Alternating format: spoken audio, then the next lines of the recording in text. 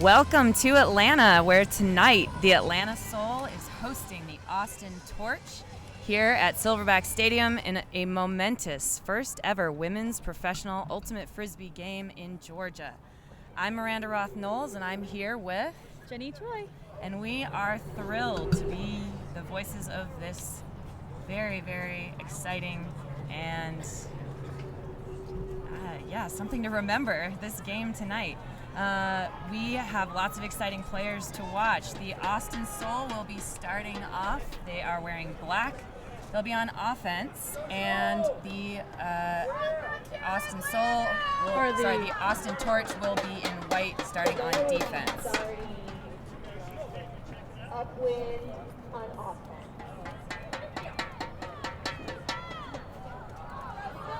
Low pull just over half field. Today we're playing with the blue solid lines as the sidelines, and the hashes are the player's box. And it's picked up by Paula Seville, sent to a streaking Maddie Fry. There's some sun still hanging on here in the evening in Atlanta, and that surely affected that catch looking into the sun. Stoppage of play. The observers here help with the ruling, and the players take care of it. Drea Sparza with the disc.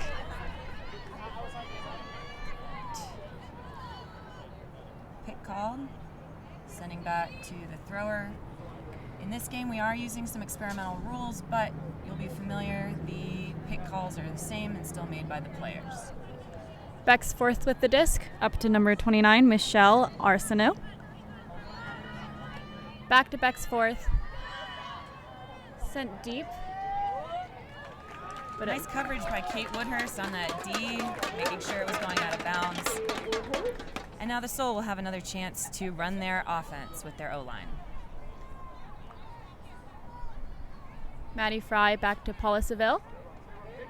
Actually, I believe that is McCamley to Seville, now to Walker, back to McCamley.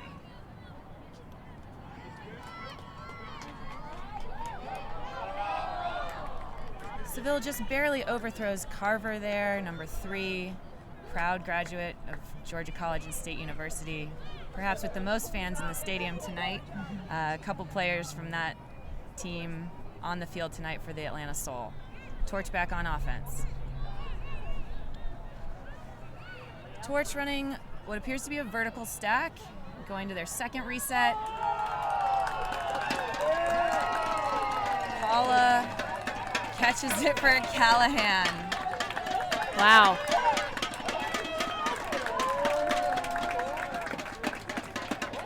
And Women's Ultimate makes its debut in Atlanta with a Callahan goal. Doesn't get much better than that. For sure. That is definitely one exciting way to start the game. For viewers who are unfamiliar with Ultimate, most coaches will teach the skill of catching first, because as we always promise, you can just catch and still score a goal, and that is the example of that happening. You can start on defense and never have to throw a pass. So if you're wondering, should I try out the game of Ultimate? Oh no, I don't know how to throw. Don't worry, you can be just like Paula Seville and catch a Callahan. Never have to throw it once. Jenny, have you ever caught a Callahan goal? I believe I have. It was a long time ago, but it was pretty exciting. Yeah, for sure. For handler defenders, people that are guarding people close to the disc, that is the goal. That is a goal. If you can't shut down your person, then you want to catch a Callahan goal. We'll see how the Torch responds to that pressure on their handlers out of their vertical stack. Maybe they'll send some cuts earlier in the count so as not to flirt with more disaster.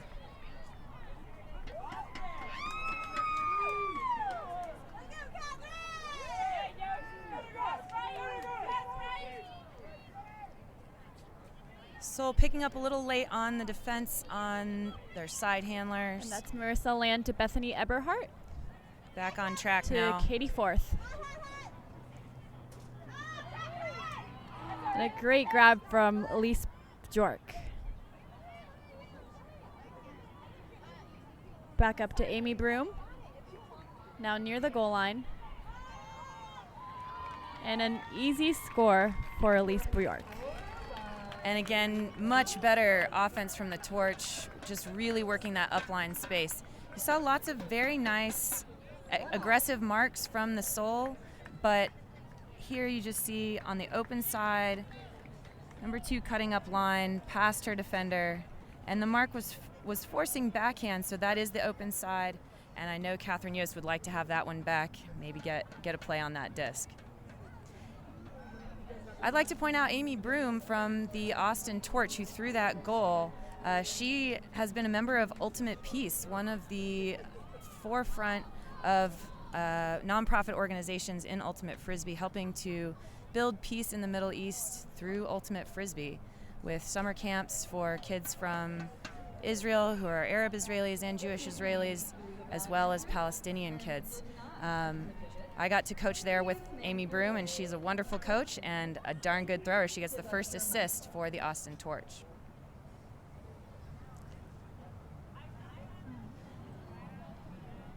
Tonight we are playing with offsides and delay of game rules, so there are 90 seconds between point and pull, and there are the normal half field and 10 yards in the end zone penalties for those rules. Hopefully we avoid those from both teams as the Soul's back on offense here. The disc centered up to Mo McCamley, and it's going to be an easy underpass for number 44, Mira Walker. Back to McCamley, to Maddie Fry. Very nice mark, active mark from Drea Esparza. Mira to Maddie on the goal line, to Paula Seville. So after a little trouble on their first O point with a couple of turnovers, the Soul seems to be really rocking now. I can already tell you that I'm going to enjoy this matchup between Drea Esparza and Maddie Fry. 2 extremely dynamic players, fearless players. On that one, Maddie was getting open on some unders. Perhaps Esparza was worried after that first point where Maddie Fry got open deep, and she's making an adjustment. But you can expect to see that matchup be on fire for the rest of this game. For sure, and I'm actually really excited to see that matchup as well. Drea Esparza is definitely one of my favorite players, and she was one of my favorite players to watch at College Nationals when it was streamed. And Maddie Fry, what can you not say about her? She's your coach, right, Jenny? Yes, she coaches me on Georgia Tech, and she is just a joy to watch. I really enjoyed watching her play on Revolution when she played the U.S. Open with them. I believe she was the leading goal scorer for that tournament. By a lot. And she didn't even play in the finals. So you'll get to see more goal scoring and probably some exciting forehand deep shots as well from Maddie Fry. Here we go with the Soul on defense. Lizzie Jones with the pull.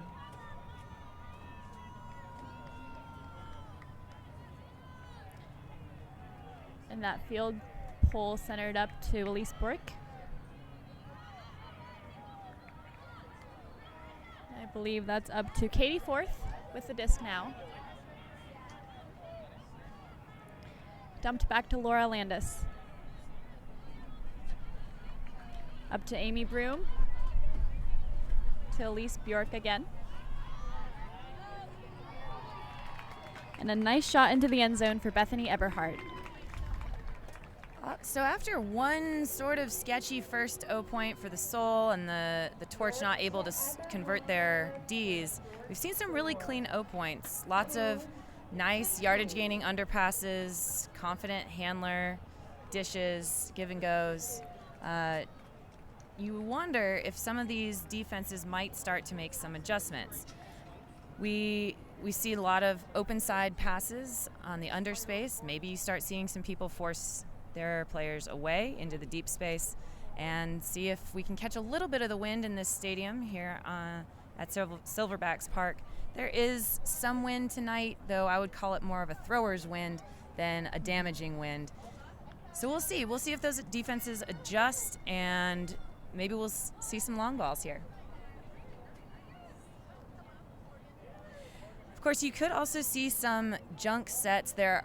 I have heard that both of these teams have some zones in their pockets, so you will never be bored watching this game. We'll keep you updated as to what these defenses are, and I'm sure you'll love seeing them at home too. Torch with the pull.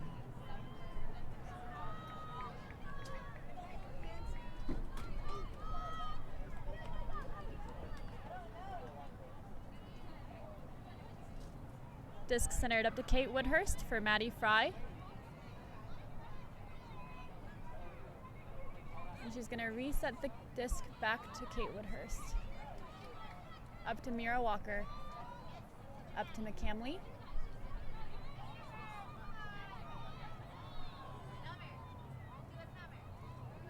Inside shot to Paula Seville. Back to McCamley for the score. Very nice handler, decision making. Paula sending it back to Mo McCamley after Mo hits her on a skilled inside shot. And then Mo makes that easy fade route into the end zone. I really liked the cut that Paula Seville made there. She makes it seem like she's going hard up the line and sort of like puts her head down, and so her defender starts going up the line to stop that, to get her out of that power position. And then Paula just stops in her tracks and knows that Mo McCamley has that throw. She has most throws, if not all. And so she just stops in her tracks and knows that Mo can thread that little inside pass, and she's wide open in that space as her defender is on her heels. Jenny, what defender should we be on the lookout for here from the Atlanta Soul? Who do you think is going to get the first D for the Atlanta Soul? Well, I really personally love to watch Angela Lynn. I believe she is number 71. 71 always. And she makes some really big plays on the field, so it should be really exciting to see her on this D point. India Stubbs with the pull, and let's watch Angela Lynn, backwards green hat. Let's watch her get a block.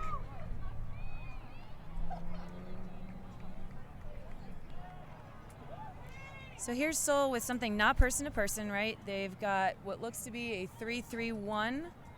Elise Bjork up to Laura Landis. Back to Bjork. Nice to catch Amy by Broom. Amy Broom.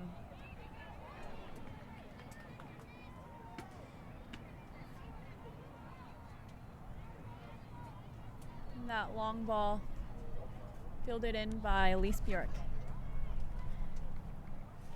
Disc back with Amy Broom now. Reset to Elise Bjork up to Katie Forth for the score. Torch looking basically unfazed by that zone look. They are able to thread it through the cup and into the end zone eventually, just with basically open passes. I like that look from the Atlanta Soul. I'm sure that those 7 players are making adjustments as we speak, finding those little ways that they can tweak their defense to take away the lanes the next time they go out and play it. I did like some things that were happening over here on the shady sideline. I thought there were some opportunities forcing the Torch into a space they did not want to be, and they just didn't quite get the block this time, but I would guess that we'll see that look again from the Soul at some point this game. Be interesting here to see if the Torch mimic the Soul and go with their own zone look, or if they stay with their person-to-person.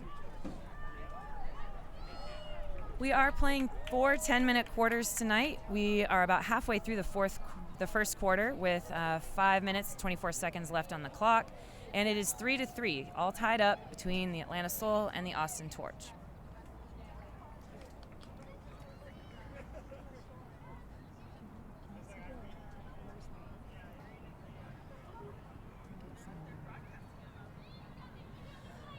All right, Soul picking up. Paula Seville with the disc to Mira Walker.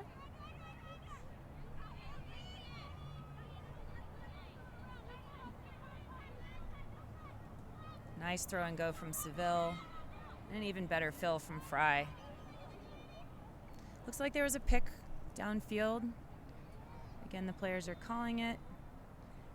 Head observer Laura Meyer is coming in to assist with the stall count and the call, but it's still the players' call.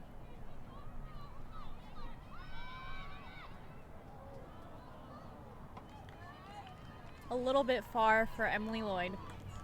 Yeah, that looked like just sort of a half away cut turned under, but the away cut was thrown too. This is one of those things that can happen. These teams have formed very recently, and the communication may not 100% be there. We'll see if the Soul can get it back on defense or if the Torch's D-line can convert. Sharon Sao looking for a reset option, and it's intercepted by Katie Francho. Paula Seville to Moa Camley, back to Seville. Now on the goal line, back to Katie Francho for the score. And that is what we would call bookends for Miss Katie Francho. Katie doesn't look like she's tall, but she sure does play tall. And here you can see Mo McCamley leading Paula Seville into the open space. Katie Francho cutting to the cone and then stopping on a dime. Beautiful fake from Seville and back with the around backhand to Francho. I love how Francho keeps eye contact with the thrower that entire possession. She's cutting to the cone, but she sees the mark over commit and is ready for that around pass from Paula Seville. Absolutely, and I love that give and go motion from the three of them. It almost looked like an isolation play. Sure. Yeah, the Soul's O-line seems pretty solid. They've got the same 7 players coming out there for every O point. They're huddling up right now to make sure that they clean up that first turnover. But I always say that the O-line, if teams play O and D lines, the O-line has to be the 7 best defenders on your team. And lots of people can argue with that. But as you see, the Torch's D-line could not even complete one pass after they got a D. So if you can't convert, the Ds don't matter. We'll see what happens for the Soul's D on this point. Lise Bjork up to Katie Forth with the deep shot to Evelina Pierce gets a part of that disc right at the last moment. Lizzie Jones there to help. So here we go. Let's see what the D-line zone looks like for the Soul and if these are the 7 best defenders for the Torch.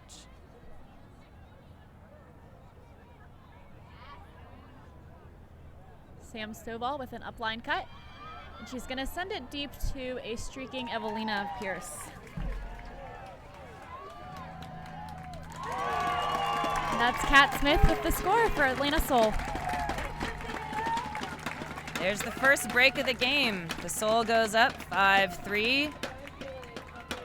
And there you go. You got a nice deep look from Stovall and Evelina Pierce with the nice continue pass in the end zone for Kat Smith.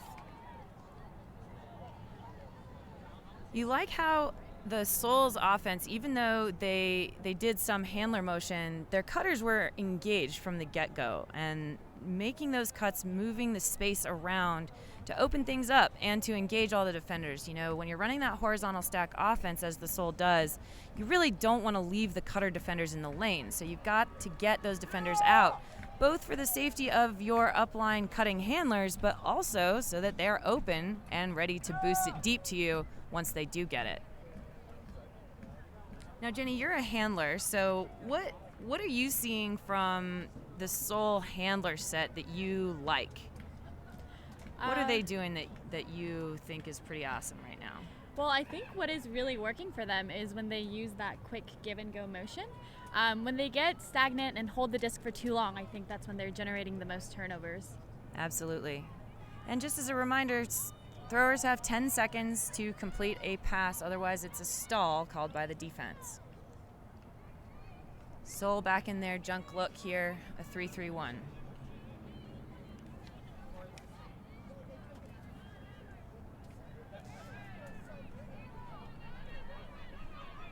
So you can see when the disc goes to the sideline, the middle defender is matching up on the reset and forcing the Torch to use their second reset and go all the way across the field.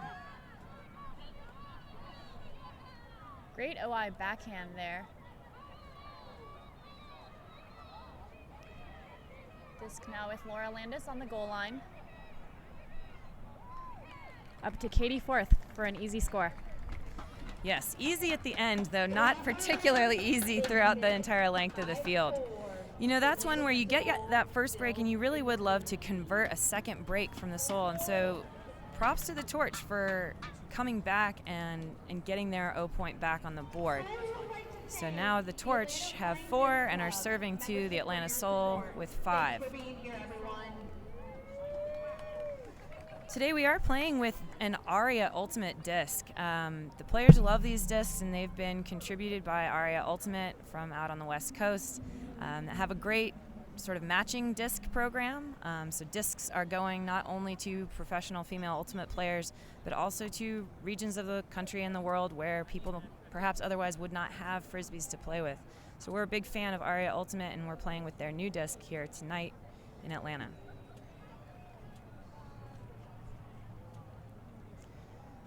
So we've got 2 minutes and 43 seconds left here in the first quarter. Certainly a few more points to play, and the Torch is on defense. We'll see if they come hard person to person. Of course, be watching who Andrea Esparza matches up on. We can't wait to see who she tries to shut down this point. That's Sharon Sau with the pull. I think she's been pulling for Austin Torch most points. Disc centered up with Mo McCamley. She's looking for a reset option, and she'll find that with Kate Woodhurst. She's going to send it under, but there's a big block by Kara Utesh, number 41. That was a sweet D.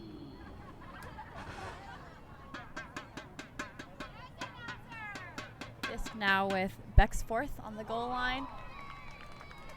And back to Kara Utesh for the score. That's a nice grab. Ties it up. And I believe that is bookends for her as well. It is. Apparently when you get a block, you also get to score the goal. That's pretty exciting. This is a great time to take. So Kara Utesh with a very exciting athletic block. She was tight on Mira Walker on her undercut, and then just really ran past her. And then she was able to hold off Walker as well on the catch, the reception in the end zone. So we're back on serve now, 5-all. Atlanta Soul, Austin Torch with the Torch pulling.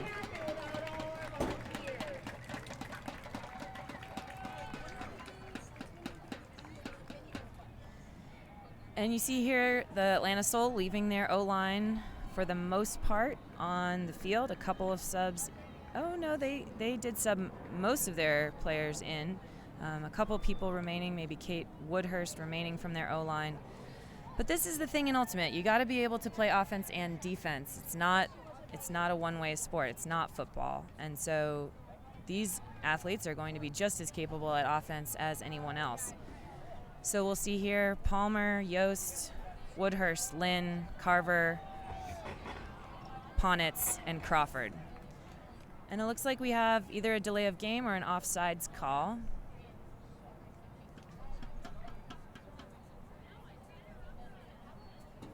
And that was on the Torch, so the Soul will get the disc at half field.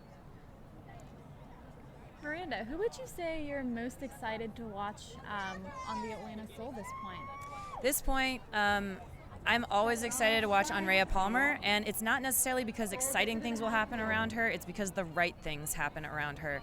She moves the proper space to the proper spaces, she makes the correct fakes, the correct looks, and she's just a really wonderful player. There she is finding Angela Lynn in a slightly harder space all the way across the field. Disc now with Shani Crawford. Carver makes a good bid for it, but it's just a little too far out of reach.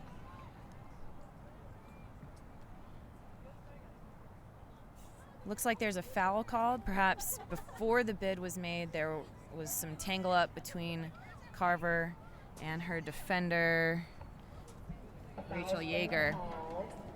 And it looks to be uncontested. Yeager said she agrees, and so Carver has the disc. Carver sends it into the end zone. And that's a score for Angela Lynn. It's really nice cutting by Angela Lynn.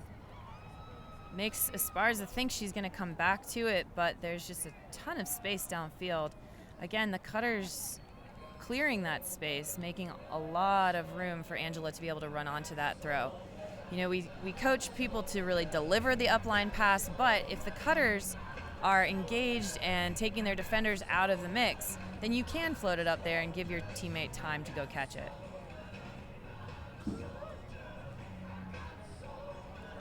All right, so now we're looking like we're mixing in some of that original O-line onto a D-line here.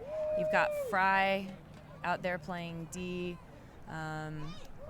with Pierce, Stovall, Peterson, Smith, Jones, and Stubbs on the pole. Three Paideia alumnae out there, Evelina Pierce, Ollie Peterson, and India Stubbs. One of the most prolific women's ultimate programs, certainly here in the Southeast. We're very proud of those gals out there for the Soul. Stubbs with a nice pull. Yeah, that pole will go almost full field.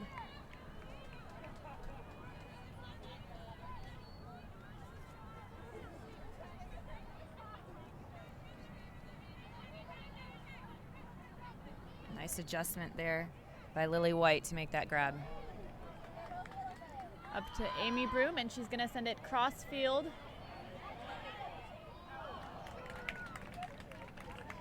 Great attempt by Bethany Eberhardt. Yeah, she gets a hand on that. I'm sure she's worried about that back line approaching on that big cross-field looping forehand.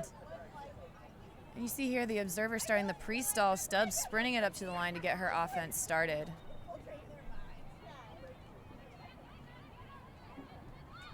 Up to Peterson, who's going to look deep for Lizzie Jones with a great grab. And Jones will send it into the end zone for a bidding Maddie Fry. And she's going to score. And I believe that is why you are watching this stream. That's why the fans bought their tickets. Lizzie Jones puts up a wonderful forehand out to space where only Maddie Fry, literally only Maddie Fry, could catch it. You see Maddie really lean forward and grab it with two hands, full extension layout.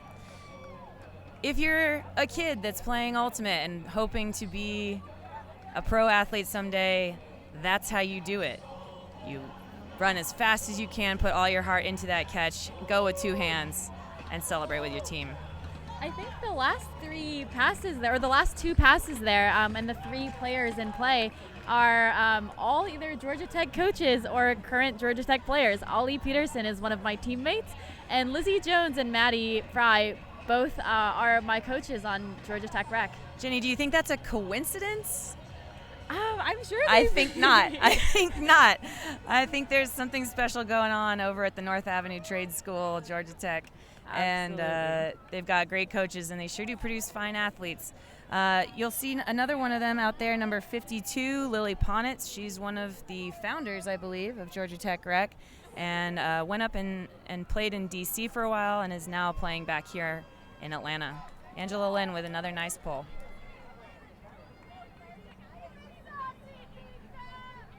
Disc centered up with Laura Landis.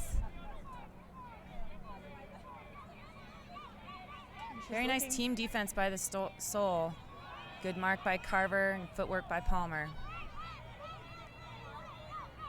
Around to Lise Bjork with the disc. 12 seconds left. A great around backhand from Marissa Land, who's going to shoot deep. 4 seconds. 3, 2, 1. And that's the end of the first quarter here. So this is one of these exciting new rules that we're trying to play with timed quarters rather than playing to point totals. So at the end of the first quarter, as the buzzer sounds, the Torch are unable to convert their O point, and so they end the first quarter with 5, and the Soul have 7. We're going to take 2 minutes, or the players will take 2 minutes to discuss how things are going, and we're here. And we're going to tell you a little bit about some of these other sponsors. We already discussed Aria Ultimate, and we'd like to also give a shout out to Spin Ultimate. If you can see the backs of the Souls jerseys, you'll notice they are by Spin Ultimate, as a local company here for us, just down the street from Paideia High School. And when there was talk of a women's pro team here in Atlanta, Dan Kaniski over at Spin immediately jumped on board. He was one of the first people to say, I don't care what it costs. I don't care what it takes. I want to be part of this.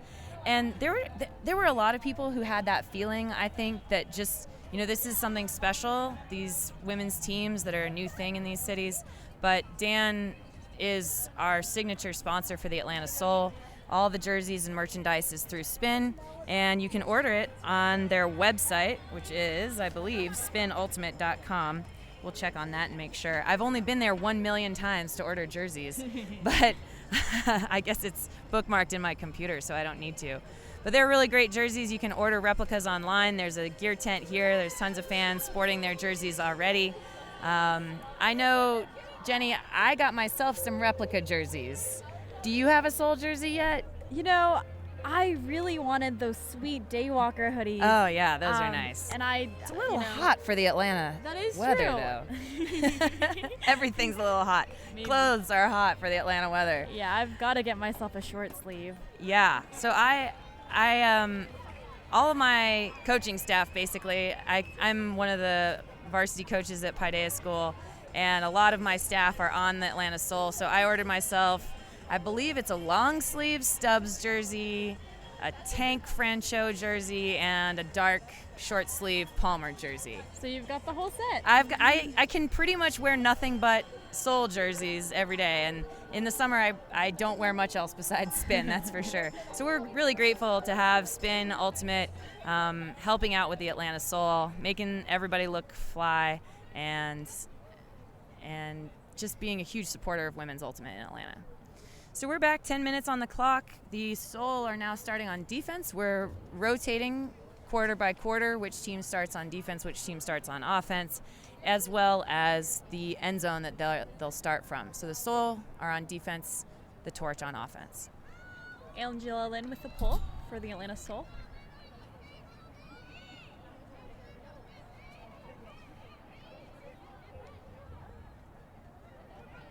And that disc up to Marissa Land.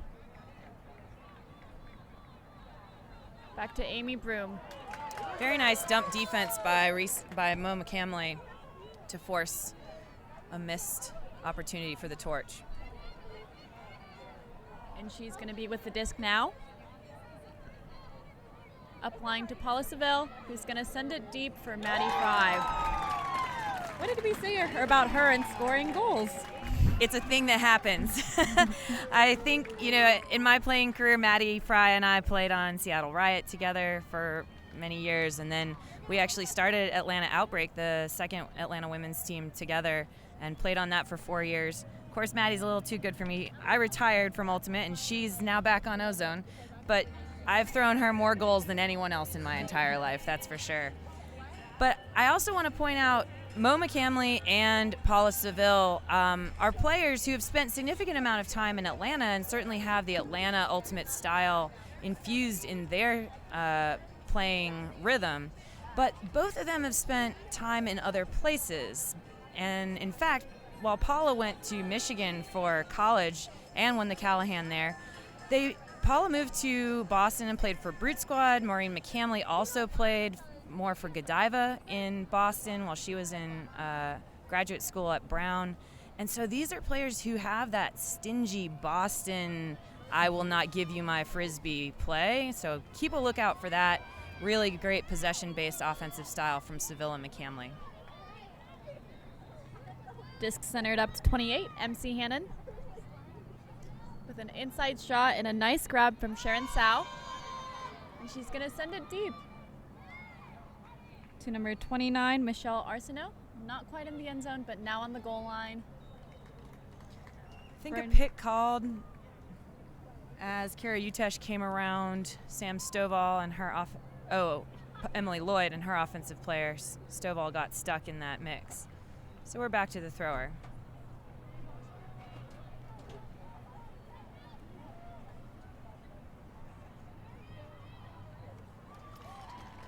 Very nice around throw from Utesh.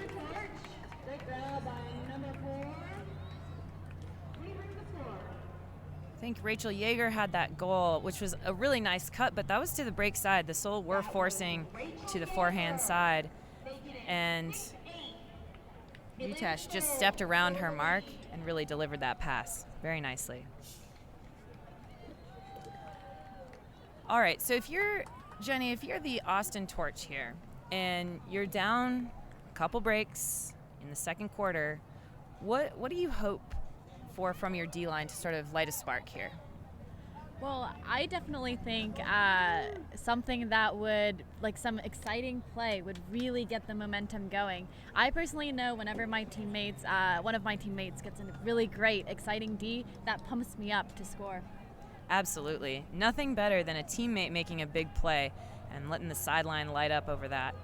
So let's see who it's going to be for the Austin Torch. We've got Sal back out there with her pulling strength, but I'm also excited to see her run around with some of these Soul gals. I think she's got a great defensive potential here. That's a great pull from Sal. It's centered up to Mo McCamley, to Paula Seville. She's looking for Paige Carver, but it's going to be a little too tall for her. I think there was a foul called on that throw. I actually think I heard that one up here in the tent. So I would agree. That was probably a foul. No contest from the defender. Fourth. Yeah.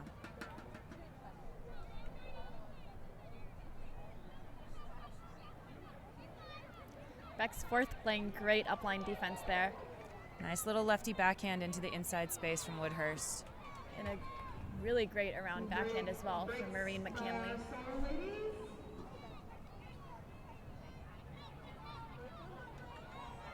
Back to McCamley. To Carver, now on the sideline.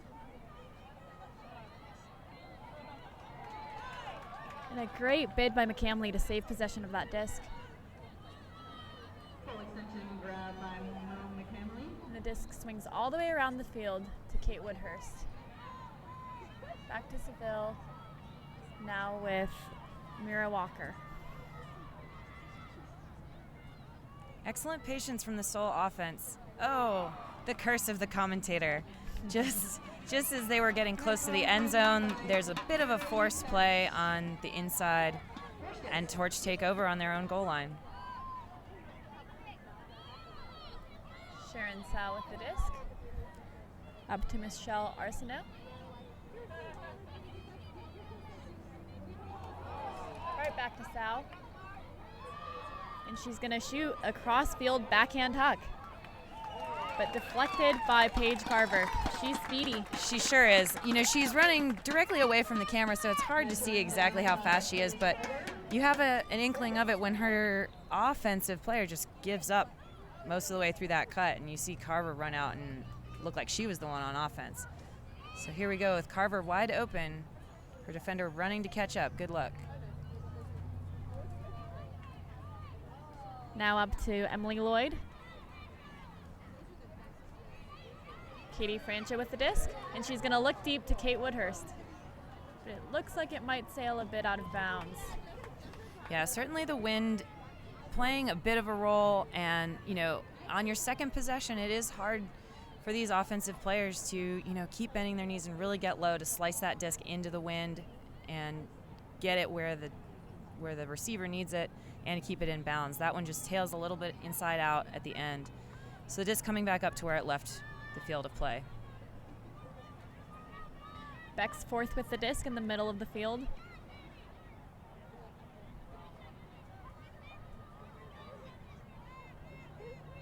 Annie Ortiz back to Beck's fourth. Up to Michelle Arsenault. To Christine Lynch.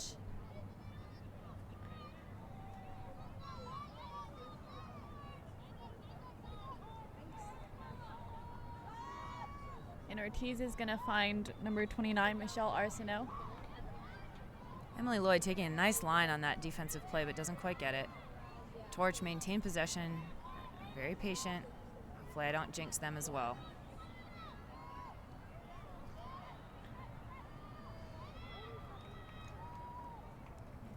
You can see the body language of the Soul players. Everyone's getting a little bit tired out there. The body language of all the players. This is a hot day in Atlanta, and with that pick, the players get a bit of a moment to rest, catch their breath, and we'll see what happens. You know, Miranda, there's something that I remember that you said once, that it's okay to be tired, but it's not okay to look tired.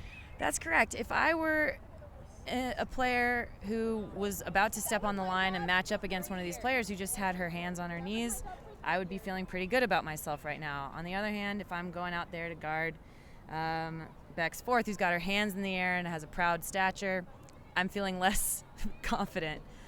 And Paula Seville maybe feeling the same way as she gets a little bit worked there by fourth, who throws a nice goal. And that is a break. You know, we talked about the importance of staying close on these in the second quarter here. And so the Torch gets the break back, and now they maybe have that momentum you were talking about. Oh, yeah. So now the Torch have 7 and the Soul have 8. And the Soul will get probably a completely fresh new O-line out here, because that did look like an exhausting multiple turnover point that the Torch eventually converted. I certainly hate to play close games, but I love to watch them. So for sure. I know that at Georgia Tech, your coaches don't always want you to know the score. Is that correct? That is correct, and that's something that we implemented in previous seasons, less so this season, because we decided that sometimes you do need to know the score, especially if it's close, because then you want it more. Because right. You know you're that close. If the score can be inspirational to you, then it's a good thing to know it. But if it's going to cloud your mental game, then you probably don't want to know it. And I think, your coach has been working with your team for quite some time now, and the players have matured and are in a place where they can know the score. Now here at a pro game, we've got a scoreboard, so there's really no choice. It is 8-7. Atlanta Soul is up with Lynn centering 2 stubs. Great defensive attempt there by number 3, Bethany Eberhardt. And that's Shani Crawford for the score. Super clean, O-point, no wobbliness on that. India Stubbs just very confident taking that shot before the mark gets set at stall -1, getting that disc into the end zone, Crawford running onto it. I would love to see a foot race, but Shani Crawford, especially when she's going for a disc, she is one of the fastest people in Atlanta. She is so unstoppable. Even when I was faster, I would not have wanted to guard her. I didn't want to guard her. I actually played against her quite a bit. She has played on Atlanta Ozone for many years on and off, and when I was playing on Seattle Riot, it was no fun to match up against her, and I always hoped she would never match up on me. And the crazy thing is, I believe she was playing at practice this morning with Bucket. So Atlanta Bucket, one of the premier mixed ultimate teams here in Atlanta, and Shani Crawford is a recent addition to their roster. I'm sure they're extremely pleased to have her. And I think, a lot of these women, this is not the only team that they play for, and the developmental nature of the women's pro scene, really hoping to get a league together next year so that there can be more reliability on the schedule and the games. But for now, women still are playing on multiple teams, be it mixed, be it women's, or open teams. So here, unfortunately, the Soul pull goes out of bounds, and I fear observer Ben Spears over here, assistant observer, is saying it went out of bounds only about a quarter of the field up from the Soul's defensive end zone. Out of bounds. So Broom sprinting to the spot and going to put that disc in play.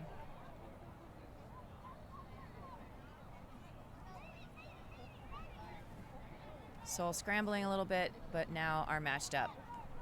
Landis up to Bjork for Frankie. So I love the competitive nature of Amy Broom on that point. The pull goes out of bounds. She knows the rules. She knows where it comes in. And while the Soul is sort of trying to figure out their defensive strategy, she's sprinting to put the disc in play. And some people would maybe be a little bit chippy and be like, oh, why didn't you let me check the disc in? Well, because that's not the rule. I get to put it in play, and it's my disc. And I love that from the Austin Torch. That's a confident play. And here they are back with 8 points, pulling to the Soul, who have 9. And there's just under 4 minutes to play in this second quarter. Right, if they can get this break, they'll tie it up at 9s. That's right. Something else that's happening with the rules tonight, we're experimenting with timeout calls. There are 2 timeouts per team per half, and anyone is allowed to call them, including not anyone. Anyone on the team who has possession of the disc, who's on the field, but also the coaches can call them from the sideline. So in my experience, you want to do this right after your team gets a block after a really hard D point, and it looks like they might not convert it. So you try and call that timeout, and the offense can sub in as many players as they want, and then the defense can sub in that many as well. So it's not necessarily a wholesale from each team on a timeout, but you can sub in as many as the offense chooses to sub in. Sol here on offense, Fry to the break side with Francho.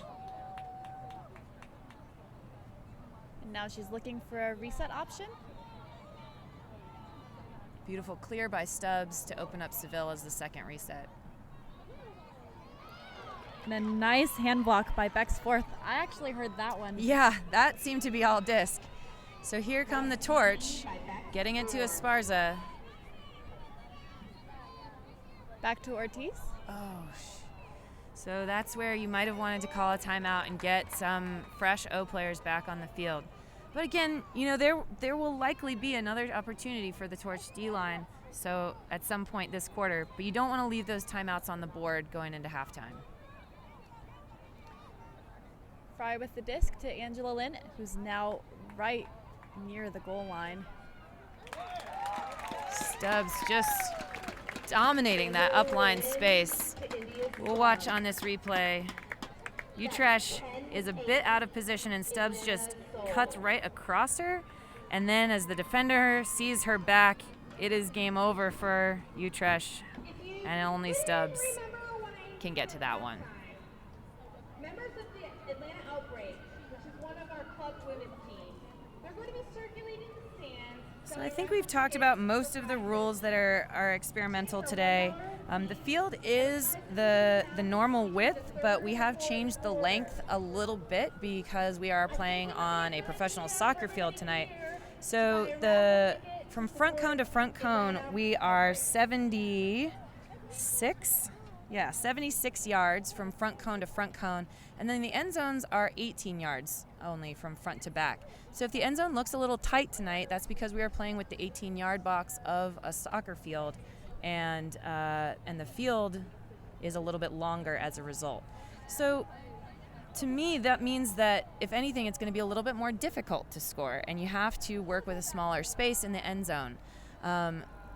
For us Ultimate fans out there who know the game very well, this is exciting because I like watching offenses work. But for fans who are new to the sport, it might be a little bit more difficult because the scoring will be more of a challenge. Torch here on offense. Disc centered up with Landis, and she's going to reset it to Broom with a nice high release backhand. Sol here in a junk look. Angela Lynn mixing it up a little bit, but I think she gets her hand on that disc after Fourth made a catch.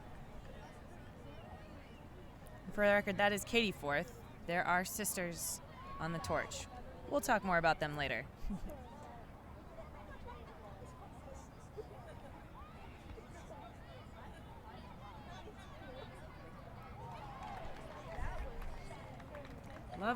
Lovely cut and catch by number 8, Elise Frankie. Watch her really elevate to get up on this. Kat Smith putting the pressure on. Kat's overplaying the under, and if Frankie doesn't elevate and get that with her left hand on that first play, it's going to sail, and Smith, though small, is mighty and would certainly have mixed it up. But instead, Frankie just gets up and makes a confident catch right away. Absolutely, and I love that she extends for that catch. It's beautiful. So let's go ahead and talk about these Fourth sisters, Katie and Bex. These two women who play for the Austin Torch, both of them, are some of the most successful and decorated players across the globe. They have been on American national teams. They have been on British national teams. Bex more in Britain and Katie more in America. And, you know, I'm not going to mention anybody's age tonight because I will not be the first to throw stones. But these women have been playing a long time. I remember as I was first coming up in the sport, hearing about them coming to help start Texas Showdown and really elevating Ultimate in Great Britain. And the fact that they're still playing at this level is extremely impressive. I just love watching number 11 and number 32, Katie and Beck's fourth play. Yeah, and I believe they're twin sisters, which means that they're both 40 years old and playing professional Ultimate. See, Jenny's not afraid to share their age. And and that's fine. I wish I were playing like that today, let alone when I'm 40. Honestly think there's Michelle Arsenault getting a sick run-through block, and we'll see if maybe we get that timeout here. There's 1:36 left. Torch sure would like to convert this break. Drea Esparza with the disc, and she's going to run a little give and go up line. There's a call made. So the clock does stop. We're under 2 minutes. The clock stops for turnovers and calls. I think that maybe was a travel call by Seville. Esparza doesn't seem to love it, but it doesn't really matter. Some people might see this as an opportunity to call something for their offense. Esparza puts up a really nice forehand. Forbidding Michelle Arsenault. Yeah, she can't quite get to it, unfortunately. I really am surprised that we haven't seen any timeouts. You know, even if you're one of the Atlanta coaches, Coach Fairley or Berendez, this might be a time to use one, because you sure would rather go into the half with a 2-point lead rather than just a 1-point lead. Solar at 10, Torch at 9. Woodhurst trying to find a reset option to Mo McKinley, and that around flick is going to be a little low for Emily Lloyd. Clock stops for a turnover, 59 seconds left. Torch looking to score. Esparza with her trademark give and go, just so powerful.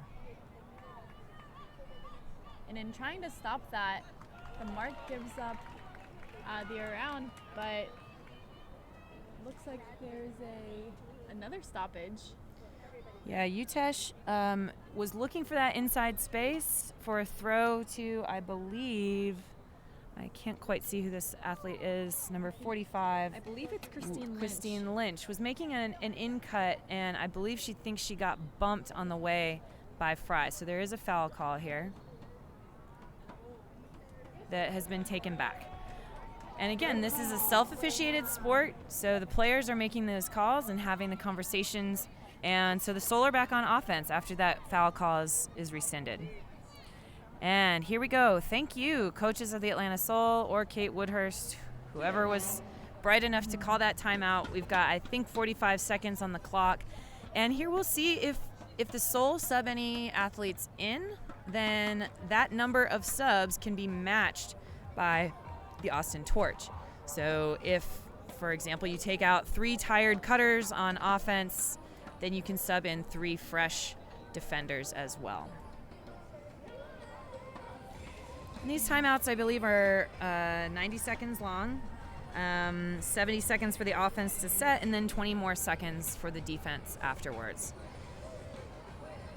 So coaches Fairley and Berendez, Michael Fairley, a recent move up from Florida, Central Florida athlete, and Coach David Berendez, longtime Chain Lightning player who is now coaching women's ultimate, not only here professionally, but also for the club series.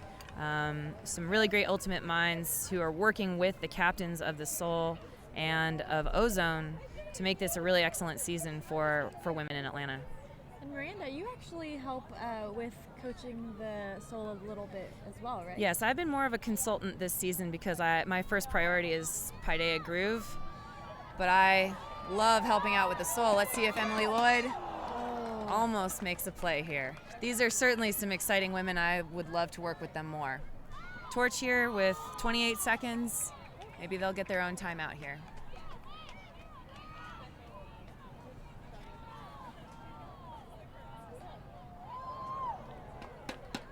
I think there's a call on that play.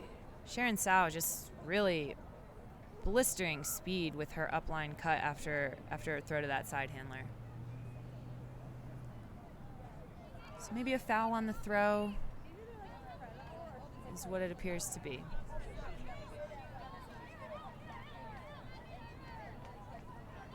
"13 seconds on the clock." So Miranda, what do you think the strategy here should be here for the Austin Torch? Yeah, there you go. You got to put it up. Put it up. It's got to be a throw. And I believe time expires before Sal can put up a throw.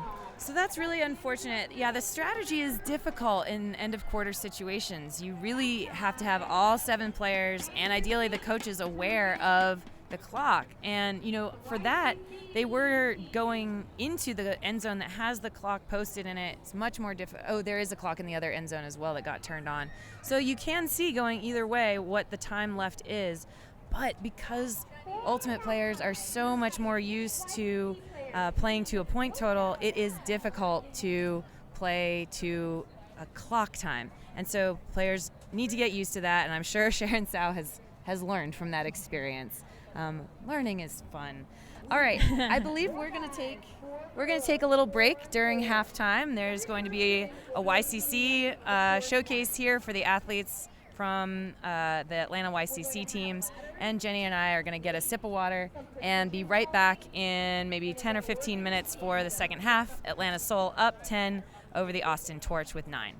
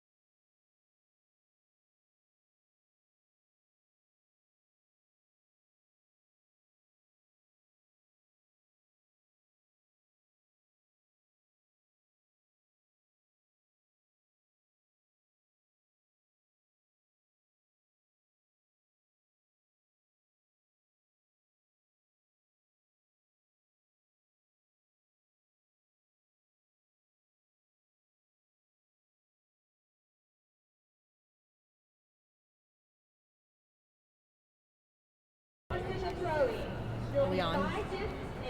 Surprise, we're back to commentate on the YCC Kids Halftime Extravaganza. So we've got a few athletes that I coach out here, and a few that Jenny is familiar with from her high school program, Brookwood. And I'm going to look up exactly what they're doing here. There's some sort of obstacle course. There's part of it is a ladder, and then a serpentine cutting drill, and then some catching and throwing, 2v0 to the end line for the finish line. And the athletes here on the far side looks like Sierra Petrash and Ben Dameron from Paideia, Eliana Norton from Decatur, and that looks like Sean. I'll look up who that is. So then on the near team, it looks like we have Izzy Pittman and Allie Beskin from Paideia. And I believe that is Justin Hill and Paul Nakengasong. I think a few more players might have been added. While we're waiting for this challenge to start, The Atlanta YCC teams have been very successful in past years and are looking for another great year. This is the first year we actually are trying to have a U17 girls team. Eliana Norton from Decatur High School will be a huge part of that if we can gather enough girls to make that happen. Sierra Petrash as well is eligible for that, but may be playing on the U20 team because of her ultimate prowess. Ben Dameron, Allie Beskin, and Sierra Petrash all represented Atlanta at the Team USA junior tryouts for the U20 national team this past year. Now they're all young. Ben and Allie Beskin are rising seniors and Sierra is a rising junior. So most of them have another chance at that. But they were there working super hard at the tryouts, pushing the national team from the tryout process into their teams. So we'll all be excited to watch the Junior Worlds teams this summer as they compete for Worlds gold in Canada. Absolutely, and I'm actually familiar with all of the women on the field here today. I played against both Eliana on MELD, which is a combination Lakeside and Decatur team, as well as the Paideia Groove team, which Sierra, Izzy, and Allie are all a part of. And I actually played more with Sierra and Allie last year when I played club with Atlanta Outbreak. Yeah, so Atlanta Outbreak is an exciting team. You all know about Atlanta Ozone. They are the premier ultimate frisbee team here in Atlanta and will be representing the United States at Club Worlds this summer. You might not know about Atlanta Outbreak. They are a team that Jenny and I have both been a part of, very near and dear to our hearts.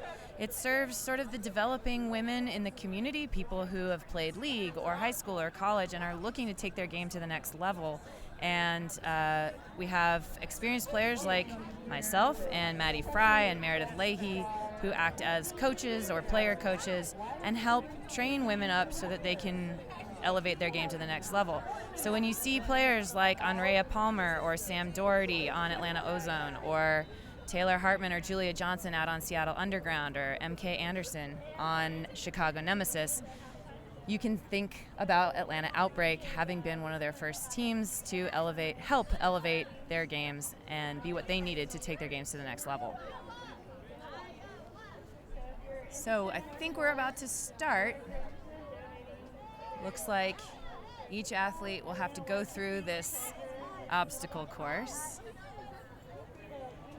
I believe the athletes have to, after they complete this serpentine course, shoot the discs into the hula hoops until they make it or the discs run out. Okay. everybody here knows I'm reading for Allie Beskin gets one through. Now there's a side hoop. Eliana gets hers through.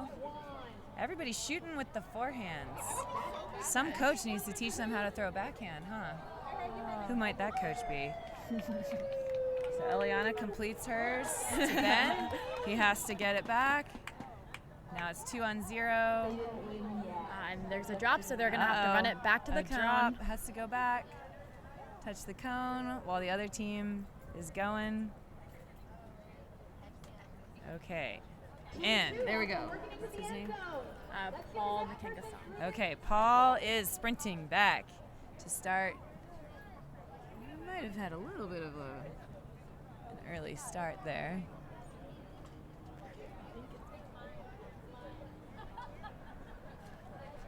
More throwing disc. Oh, a backhand. Just drilling the guy holding the hoop. I guess that's one way to do it. You know, Jenny, I was playing disc golf with some of my students the other day, and I think it would be a lot easier to disc golf or do one of these accuracy shoots if there were someone cutting to the space that I were supposed to throw to. I totally agree, Miranda. Receiver error, as I like to say. By the hoop. The hoop or the disc golf hole, they got to go too. Right, exactly. I'm used to throwing to receivers like Maddie Fry that will catch anything in their vicinity. Big catching radius. None of these hoops. So here is the next set of athletes going through. We're on the live stream. There's Sierra and Izzy trying to get these discs through the hoop.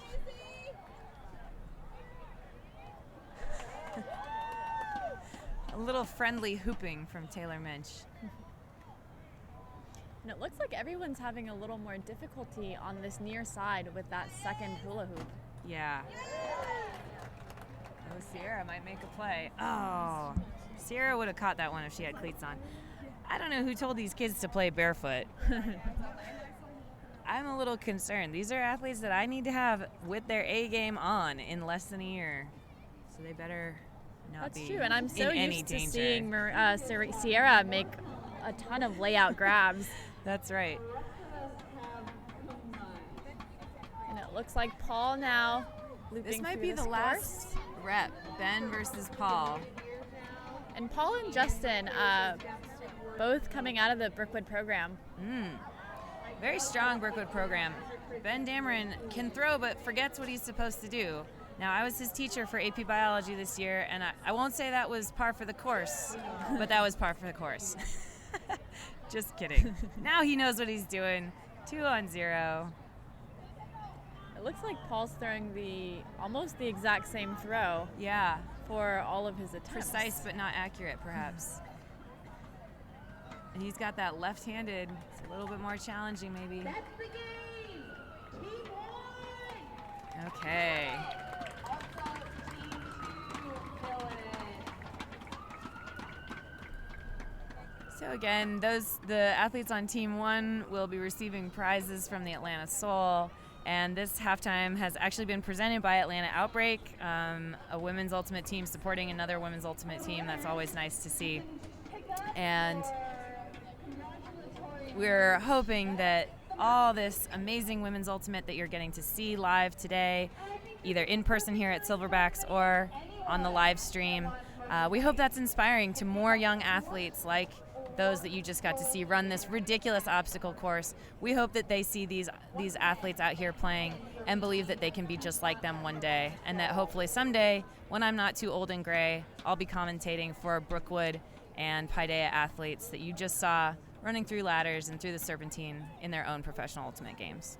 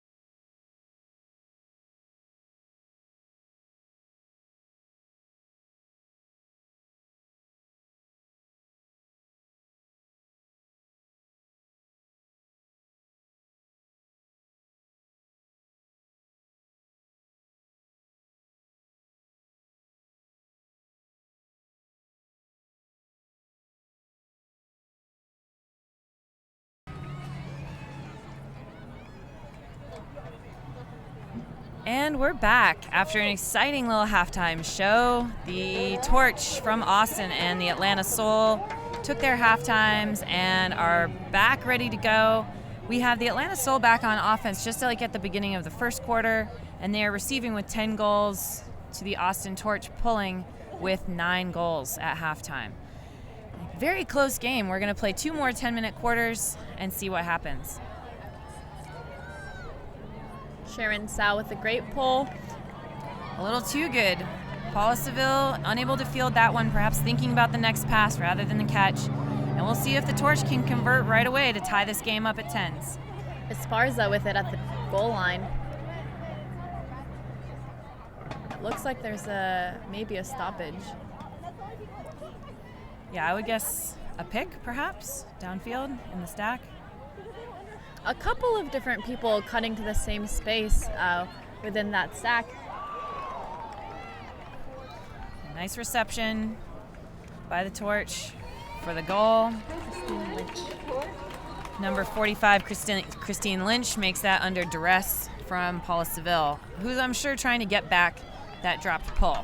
Now, it happens to everyone, right? It all happens. If you play long enough, you're going to be in charge of catching a pull that you don't. Now, Seville, I'm sure, would love to have that one back, and she's going right back out there. As a coach, that's definitely what you want to do. Don't let that player stew on that play for too long. She's an excellent player. She is absolutely a pro, and she's going to get back out there and make amazing plays from here on out this game. Absolutely, and I think that's the sort of thing that happens when you're put into that kind of position to catch pulls. Catching pulls is a tough thing, and when you've played a long time, you kind of do it all. You throw Callahans, you drop pulls, and it's not the end of the world. It surely is not, and it is, as Jenny said, it's a big skill. You've got the other team running at you at full speed. This is like fielding a punt with the special teams bearing down on you. It's not easy. But here we go with a low pull from the Austin Torch. So Mo's going to start it off out to Paula, I'm sure.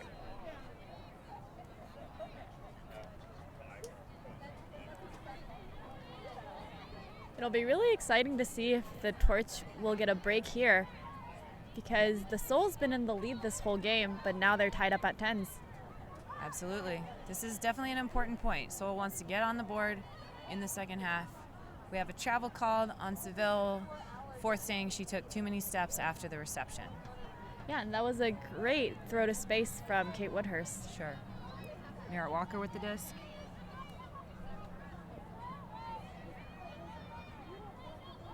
To McCamley. Up to Fry. Not quite in the end zone.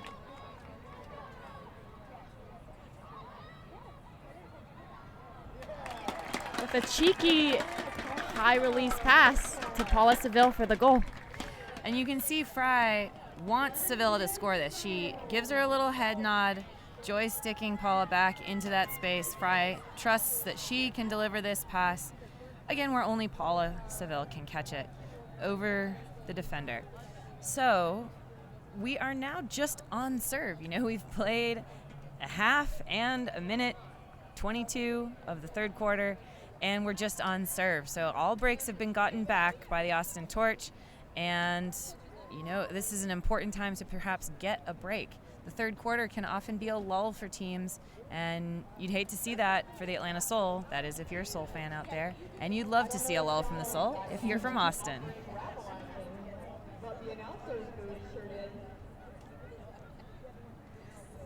So we'll see if the Soul comes out in their junk set, a 3-3-1 with maybe a matchup on the primary handler when it goes to the sideline, or if they go back to a person-to-person defense. Stubbs with the pull.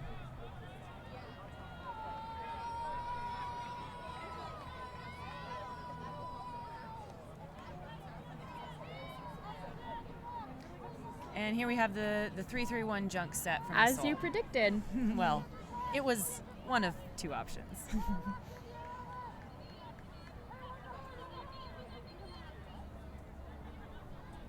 Over to Broom. Up to Lily White. Back to Broom.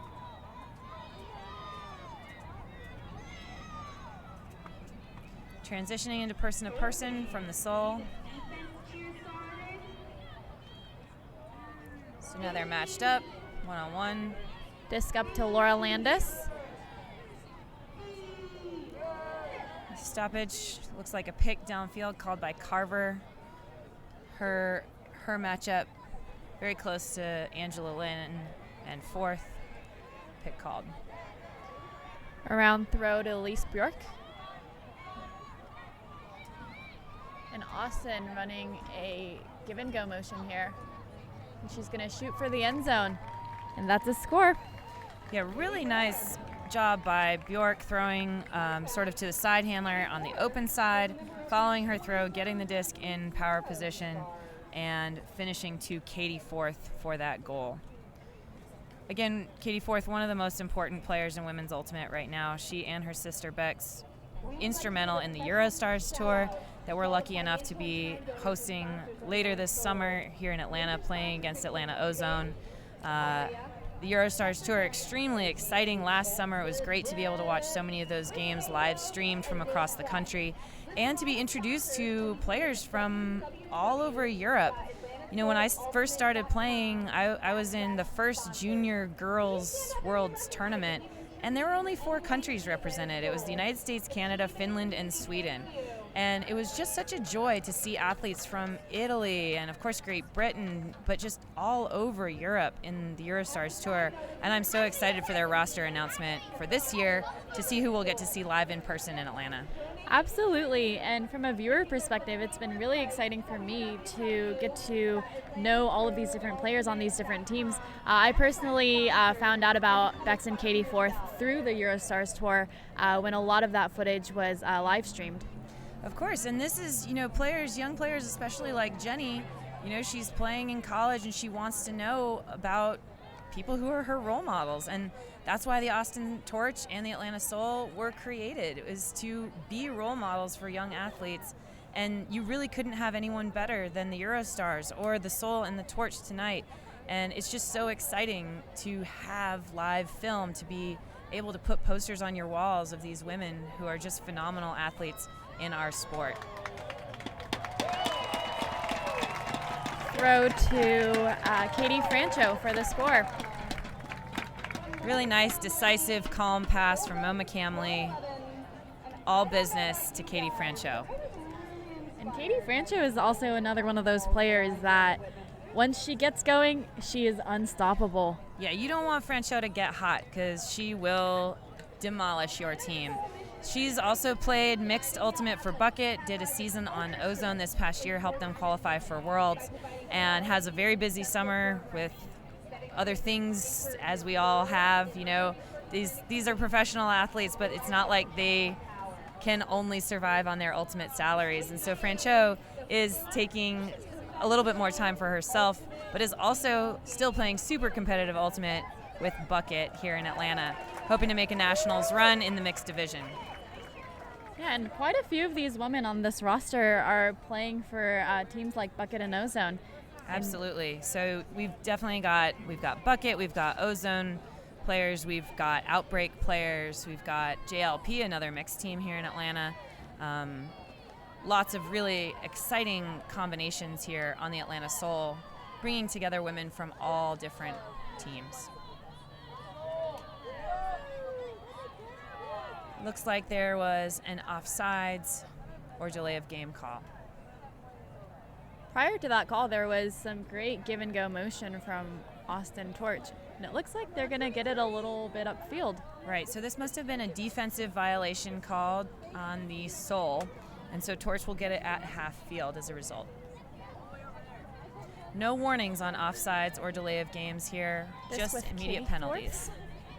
Forth. Elise Bjork with the disc now to Marissa Land. An inside shot, and it's going to be intercepted by Evelina Pierce. To Sam Stovall with the disc. Up to Kat Smith.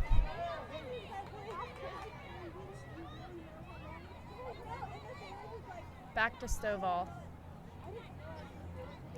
Jones now with the disc. Up to Yost. Back to Smith. with a great inside reset to Stovall, who's going to send a cross-field backhand hook to Yost.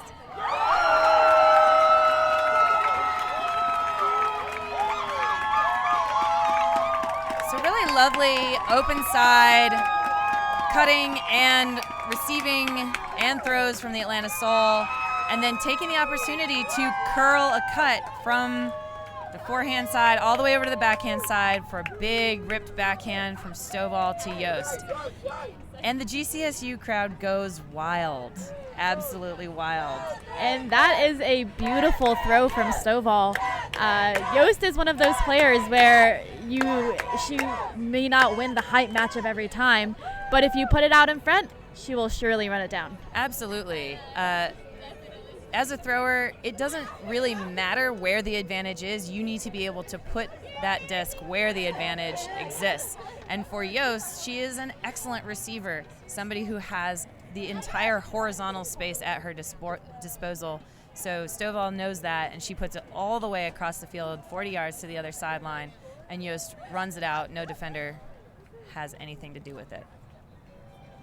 I believe Yost just graduated from GCSU. She did. She was on a big running scholarship there. That's right. She's an exciting athlete. People like that, we're really glad when they come over and play some Ultimate. She just helped the GCSU women participate in D3 college nationals, and now she's out here playing professional women's. Not bad for a 22-year-old. Absolutely, and I believe she played every single point of D3 college nationals. If I were her coach, I'd play her every point. Disc with Lynch up to number 29, Michelle Arsenault. And now Bexforth with a disc. That's a really important point for the Austin Torch. Absolutely. Kara Utesh with that goal was super important, that break. Yeah. So now the Soul are up one break. They have 13, and the Torch are pulling to them with 12. And we're about halfway through the third quarter. And, again here, I hate to be harping on timeouts, but it's the biggest difference in this rule set vis-a-vis USA Ultimate rules that we're used to playing the 11th edition. Anytime you get a D, it's worth thinking about using that timeout. Not only because you can get people a breather, but because you can sub people in. And those D-line players that may be newer to the game or not as high percentage throwers, if you've got somebody like that with the disc and you could sub, say, a Mo McCamley or a Paula Seville or a Kate Woodhurst in for that person, why not? And I just think that's just a great idea. So sometimes you might see that happening even deep in the third quarter, but certainly in the fourth quarter, you want to use those timeouts to make sure you give your team the best chance they can to score. Torch here with the pull, again serving down 12-13.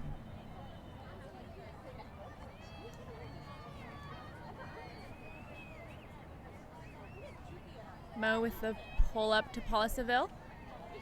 Now Kate Woodhurst with the disc. And she's going to break around to Emily Lloyd, who finds a tough reset option with Paula Seville. And a great grab from Mira Walker there. Kara Utesh really putting on the pressure on that downfield reception. She is a phenomenal defender. Walker thought to be one of the most athletic and fast players in Atlanta Women's Ultimate, and Utesh is staying right with her. Walker, one of the only representatives from Georgia on the World's teams 2 years ago that competed in London. The observer's now talking with the athletes about a play, it seems like, on the disc, perhaps a foul on that throw. Walker up to Woodhurst. Up to Katie Francho, now with the disc, and she's going to send it to Paula Seville with a great grab. It's just a really nice trust throw, sort of looping it over the pursuing defender. Trusting in Paula Seville's height. Seville, like so many other really great Ultimate athletes these days, is a convert from basketball, and she has a height advantage and knows how to jump, and so that's where Paula's open. It's very different than Yost, but if you can find that disc into the space up above Paula's head, she's going to get it. Absolutely. That catch can be a tougher catch for a lot of receivers, but Paula Seville's got that height advantage and certainly some great hands. Absolutely.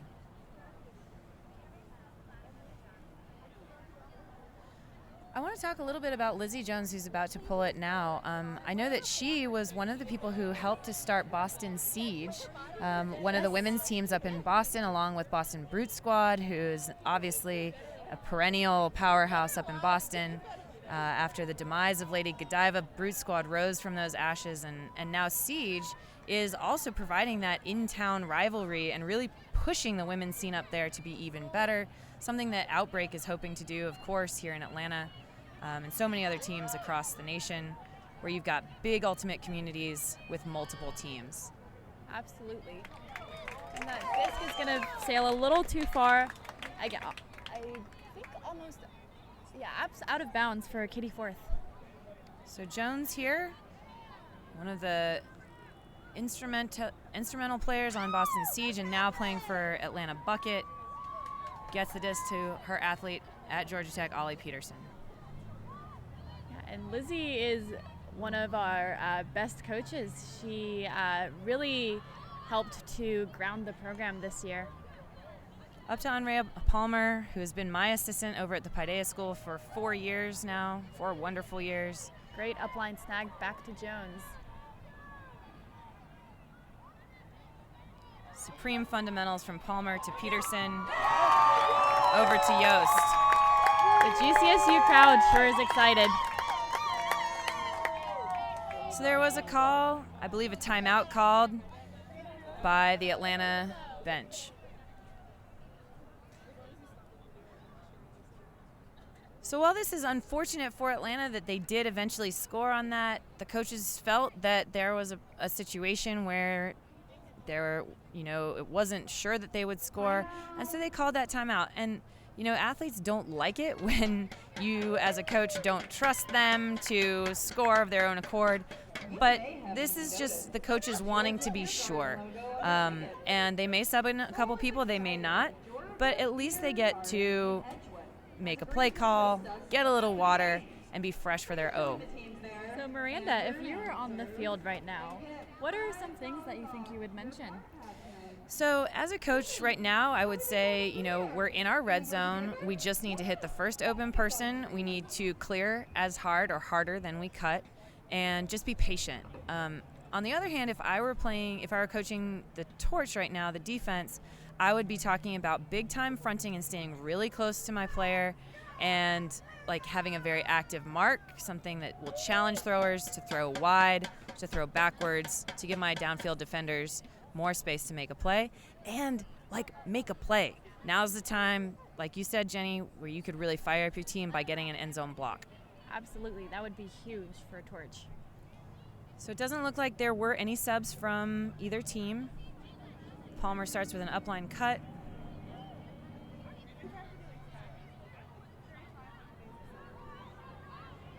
And the disc is reset to Paige Carver. Nice bump in the lane on defense. And that disc a little too far out for Ollie Peterson. So that defense by Laura Landis, Paige Carver is extremely speedy. She hit the open side and wanted to go up line, and Laura Landis just got in there and gave her a little business and made Carver go back for the dump, and that's what forced that disc to then go across the field and sail out of bounds. So a really great defensive physical play from Landis. Not a foul, but a really, really nice aggressive play. Torch back on offense with Broom. Disc now up with Frankie. Nice around throw. Up to Eberhardt. Disc now with Katie Forth. And she's going to send it long. Just beautiful space that Katie Forth is able to see. And this is a throw that is not typical, I would say, of American offense. And this is something that I really love seeing players that have learned things from international play. That's just not a lane that we're taught to find. And Katie Forth's not only skill, but also vision, and what she is able to see on the field, I think allows her to be so much more dynamic on offense. Absolutely, and that throw is by no means easy, but she No. makes it look easy. Absolutely. And I love studying, I came up playing at Pi Dea, at Carleton in Seattle for the most part, and so I have a very one-dimensional style of play. But watching, I've recently watching film from Japan and, watching the Eurostars last year. There's Revolution. Oh, yeah, of course. The Colombians have their own beautiful, unique style. I just love learning from other play where it's developed sort of in isolation. There's so much to learn from international versions of our sport. Absolutely. Soul back on offense here. Just coming in with Mo McCamley on the sideline, up to Paula Seville. Now with Fry. Nice upline pass. Up to Mira Walker. Back to McCamley with a nice break throw, I believe. But not quite in bounds. She's not able to toe that line. Looks like the observer called her out, and the observers all are making active up, down, and in-out calls.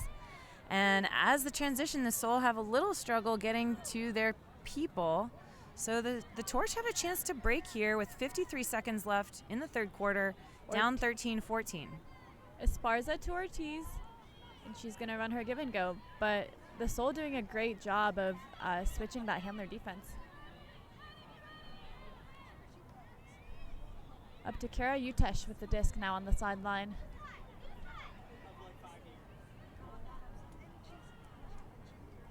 Back to Utesh.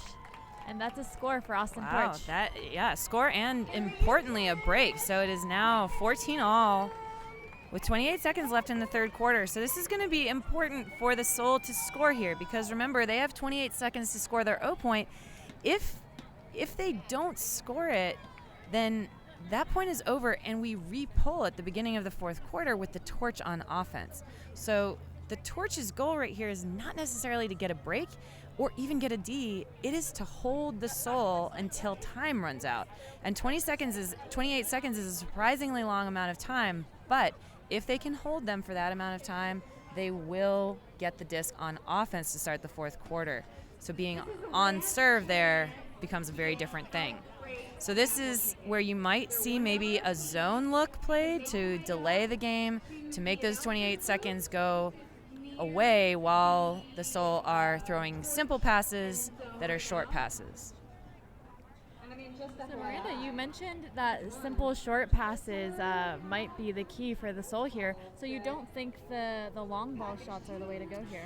I don't. So with 28 seconds, you're still thinking about running your offense. Even if they do come with a zone look, you think about throwing to the open people. Sure. Now, the Torch seem to be matched up person to person, so we're not worrying about that. But now with 19 seconds left, the Soul would really like to score this point, so they need to move the disc more quickly and start gaining some more yards. There's one from Sam Stovall. That's a big under for Paige 6 Carver. seconds. Up to Woodhurst, and she's going to shoot it deep for Katie Francho. Wow, what a way to end the third quarter. That's just absolutely perfect offense. That is exactly how the Soul want to end that quarter. And Laura Landis gets good position here in front of Katie Francho, but she's just a little too far away from Francho. And you saw in that replay, she got really close to that disc. Absolutely. The hard thing to remember as a defender is it's different from offense. You play the player, not the disc necessarily. As long as Francho doesn't catch that, Landis is fine. But instead, she goes up and tries to catch the disc at the high point of her jump, and instead kind of misreads it, and then Francho has an easier catch for the goal. Really lovely job by Atlanta Soul, working that offense up very easily, and they don't even leave any time on the clock. So the third quarter is over. There's no chance for a buzzer beater from the Torch. And now, as I said, the Torch is back on offense, but they're still behind to be on serve. So the Soul is up 15-14 heading into the fourth quarter.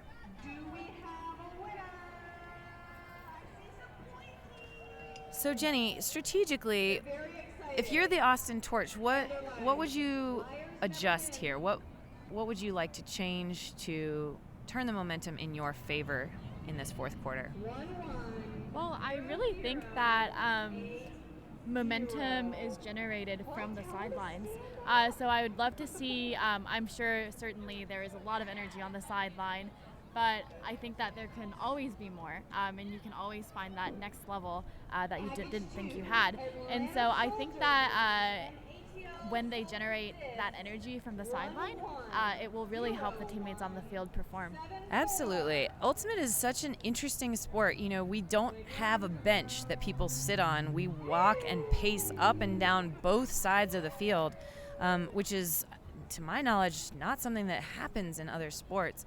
And so there is that power. You know, something I say to my groove athletes at Paideia is that when you're on, like you're trying to make plays when you're on the field, but when you're off, you're on as well. Like, you need to be able to make an impact when your teammates are playing, just as if you were playing.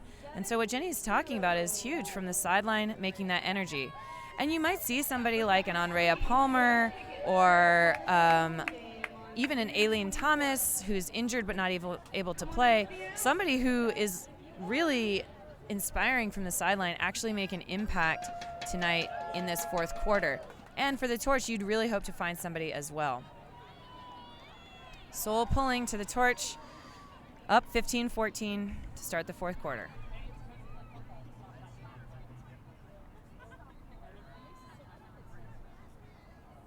Nice grab from Marissa Land.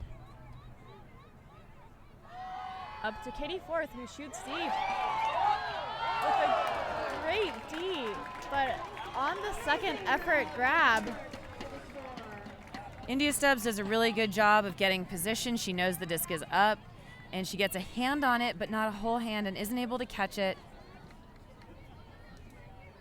And it just pops up. You know, discs are very strange flying objects, and big congratulations to the Austin Torch for making that play and really using how much she cares about that point to make that play. She's able to make that catch even after the D has been made. Absolutely. That should get some momentum going for the Torch. Absolutely, right. The Torch should be celebrating like mad right now, and they should be fired up on this D point here. So it's all tied up at 15s, just with 17 seconds expired in the fourth quarter. This is a barn burner, Jenny. We are having a great game here in Atlanta. The lights are on. It is nighttime. Yes. And this is a showcase. This is what it's all about. Absolutely. This is the type of game this crowd likes to see. And you can't see it on the live stream because all of the fans are sitting on the opposite side, but it's a full house. I know that earlier today they had already sold 166 tickets, and I'm sure there are more than that, over 200 people in attendance here tonight, and however many on the live stream as well. Just so exciting to have this kind of publicity and I don't know, viewership for a professional women's ultimate game. Seoul on offense, McCamley and Seville, dink and dank. Seville looking for another option here with Maddie Fry, who aggressively attacks that disc, and Woodhurst is going to send it long looking for Francho, but it's going to be Deed. Sal with a very nice position D, and they've learned their lesson against Francho. You get position and then put a little body on her and then make the play. And we've seen Sao do everything this game, from she's a fantastic player, to throwing to generating blocks. Yeah, let's see here if she can help convert this block. Again, this might be a time where the Torch might want to get a timeout. You know, this is their opportunity to go up one in the fourth quarter. They want to be sure it happens here. Sao with the disc now on the sideline. Scuba over to Utrecht. And that's a riskier pass, but it'll work. Utesh up to Sparza. Watch Esparza run the show on this point. Throwing and going. Her signature. Seoul trying to switch that to stay with her. Ortiz throwing a big under. To Sao with the disc. Ooh. Up to Michelle Arsenault. Esparza able to toe it in. Observer there to make the call. Fantastic grab. Nice inside look. To Sal, back to Esparza. You can see the Torch really relying on Esparza, their longtime leader and co-owner of this team. And what I really love about Esparza's play is that she's really aggressive when she moves, yet she makes very conservative, smart decisions with the disc. That's right. She's a strong player who asserts herself well. And as you can see in this replay, she is able to get open in a space that her thrower can put it to. And she's drawing multiple defenders. She draws the mark away from the thrower. And that's just a sign of respect from the Soul, that they know exactly how destructive Esparza can be on those cuts, as well as her throws. She must have touched the disc 10 times in that possession, and I think that's how the Torch want to do it. That puts the Torch up 16-15 with 7 minutes and 47 seconds left in the fourth quarter. Soul needs to get back to tie it, get their D-line on, and get some fire in there. Miranda, is this the first time the Torch has been up? I believe so, because it's been either on serve or the Soul has been up break since the first pull of the game. So this is big for the Torch.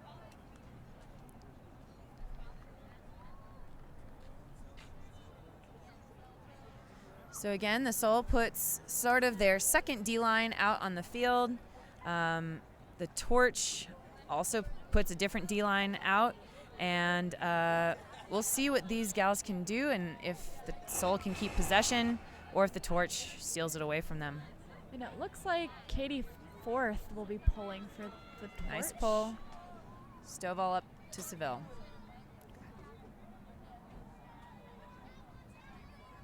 Some confusion among the Soul cutters. Seville lucky to get that reset off to Stubbs, who finds Yost under.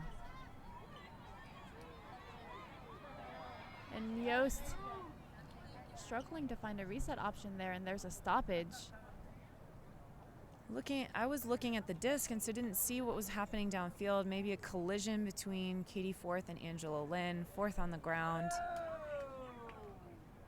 And taking some time maybe to stretch out her legs.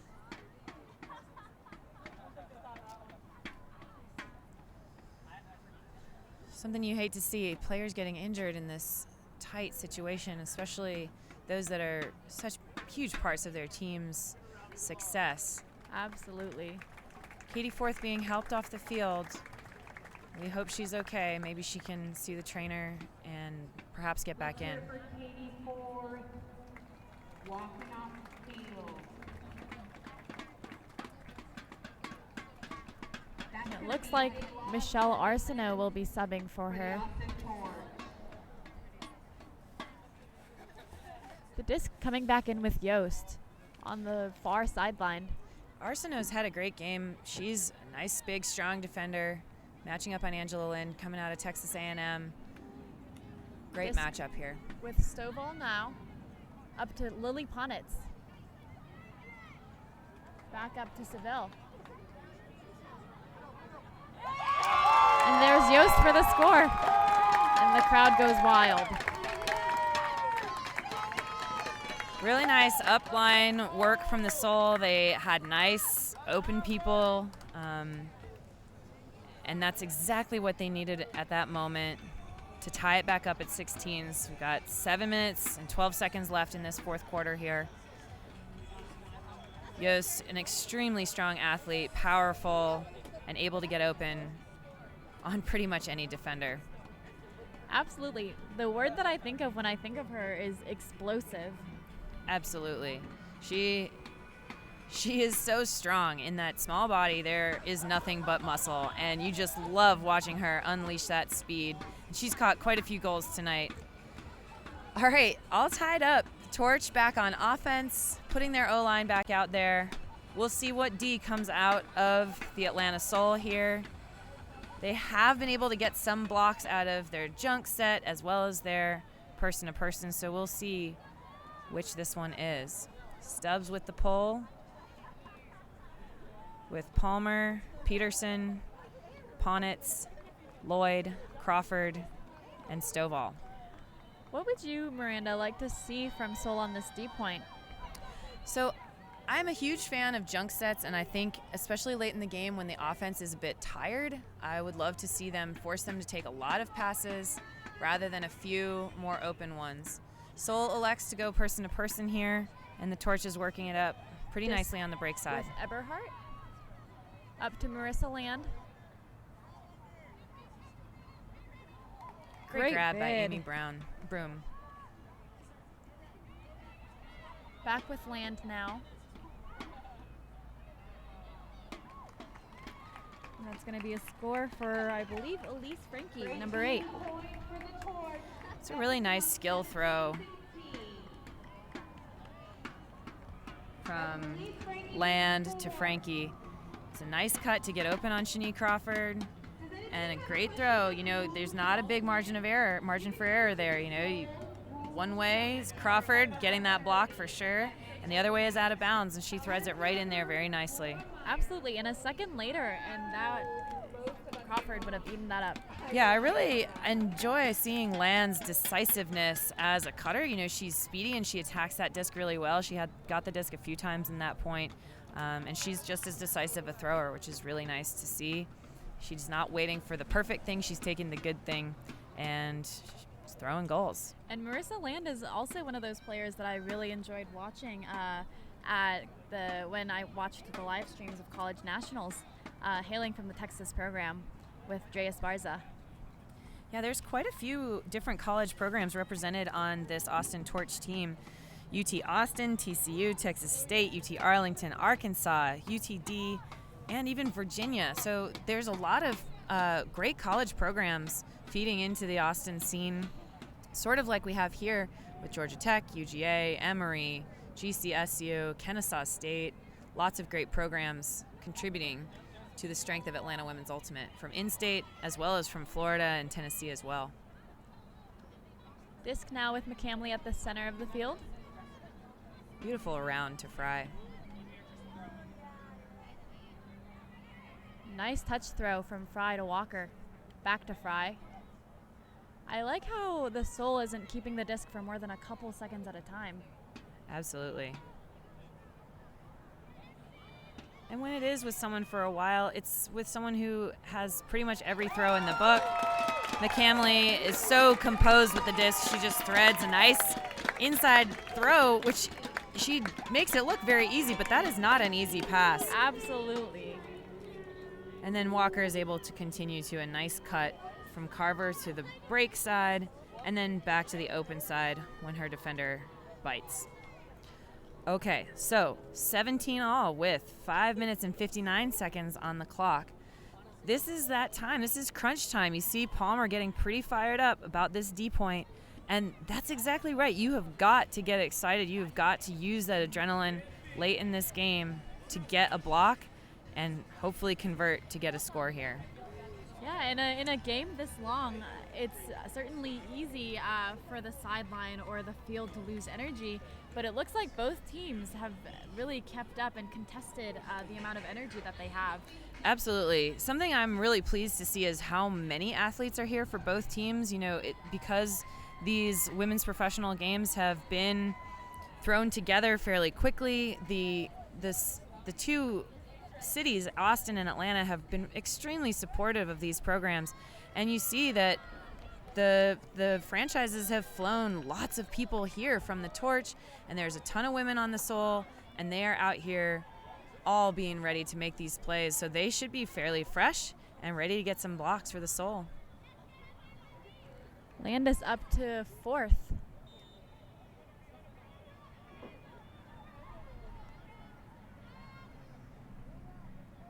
Ortiz now with the disc with a nice inside shot to Bjork. Now pretty close to the goal line.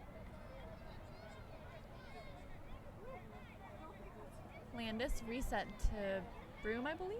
Yep.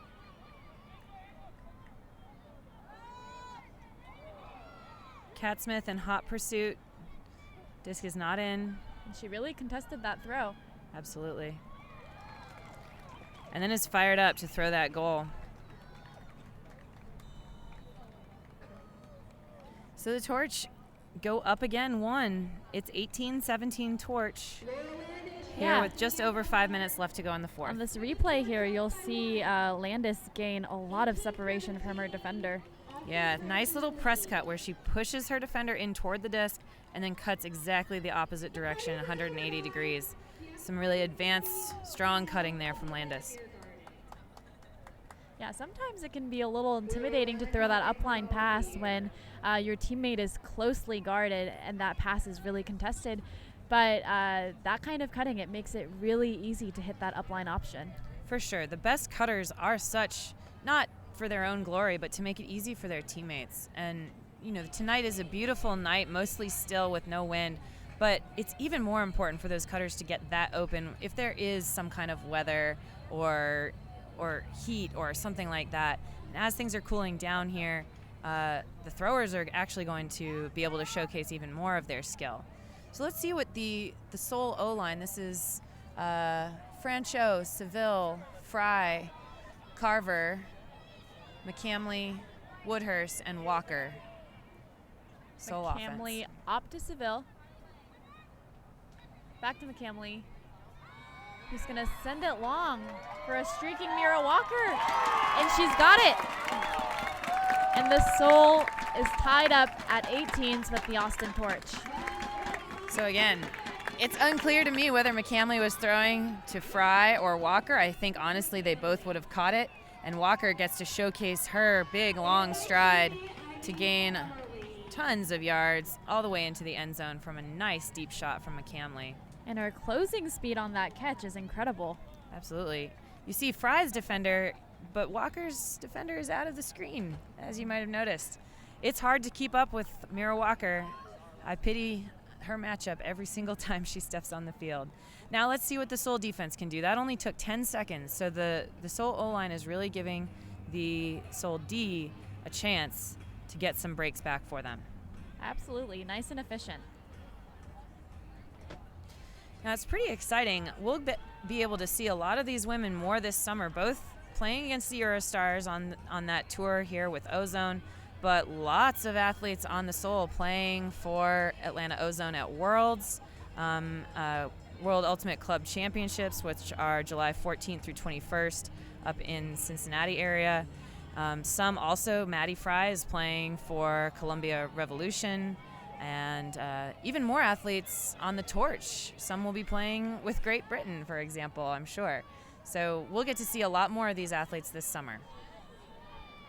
Fourth up to Landis, who has a nice inside shot up line to a streaking Marissa Land, and she's got it.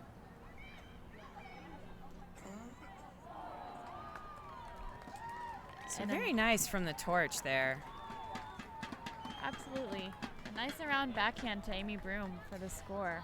And you love, the Torch has been quite patient most of tonight, not particularly hucking out to space. And so you see both Evelina Piercy and Angela Lynn fronting their women, but the throw goes deep past them, and then they actually have time to throw a goal nice and easily to number 13, Lily White. So some pretty nice offense from the Torch. Two very clean O points. Let's see if the Seoul will have another clean O point, or maybe the Torch will actually increase their pressure and make them think about it a little more. Absolutely, and that's great footwork there from Marissa Land on that catch to keep it in bounds.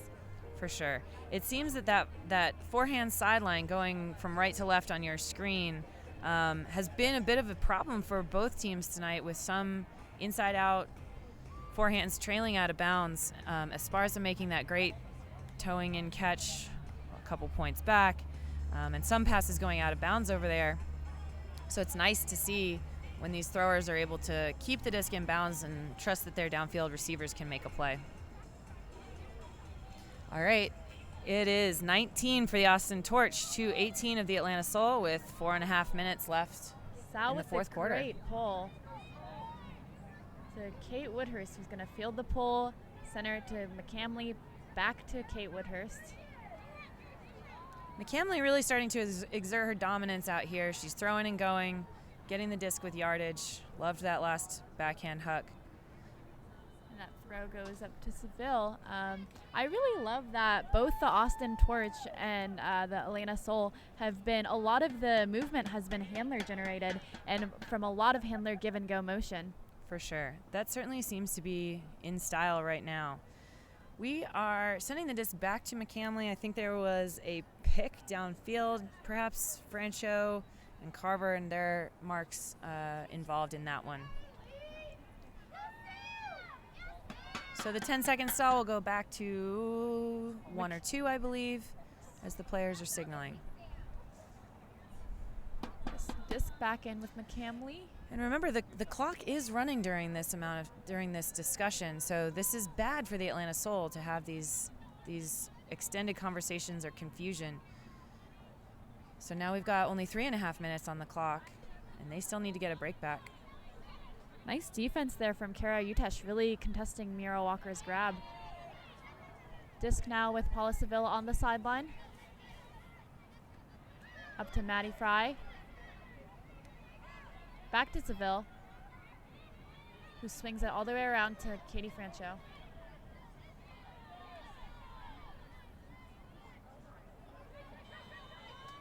McCamley up to Katie Francho for the score, and that ties it up at 19s for the Soul. I love how the Soul did not force anything on that point. They were just taking the open looks. There were a few that could have been forced, and then we get out to McCamley, who finds an open Francho. Absolutely, and I think in a few earlier quarters, we saw the Soul maybe rush some end zone decisions, but as the game progressed, I think you've really seen Soul clean up their end zone offense. For sure. That tends to happen in games where offenses sort of settle down and figure out the opposing defense. So something that, coaches often have is some kind of defense in their back pocket to throw out in these last few minutes of a 40-minute game. And maybe we'll see something from the Atlanta Soul here. Who knows, to try and get that necessary break to go up. Maybe we'll see it from the Austin Torch. Who knows? The crowd's getting pretty excited here. Some are on their feet for the Atlanta Soul's defense as Stubbs rips a beautiful pull. And that goes almost all the way to the end zone.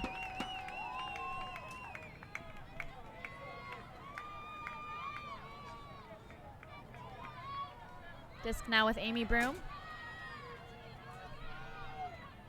who finds a window. Disc now up with Katie Forth. And Kat Smith with a big block on that upline pass. So that was some very, very nice pressure handler defense. And she's going to get it right back. Kat Smith, one of the amazing initiating cutters on Atlanta Outbreak. But here, unable to complete that pass to an upline Sam Stovall. So Torch back with the disc.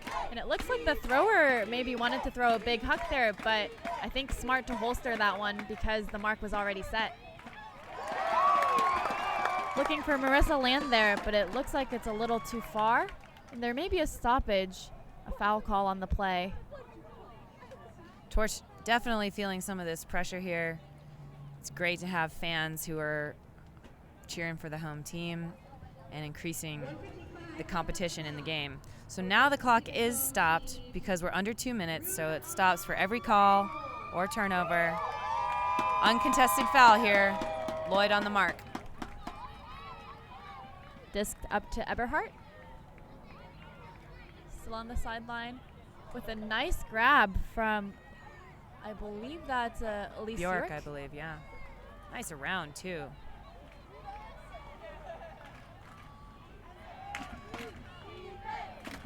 And again, it's tied, so the Torch do need to score to prevent an overtime, but they have 1.5 minutes to do so. Broom to Soul land. sure would like a D. Looking for Katie Forth, and she's got it.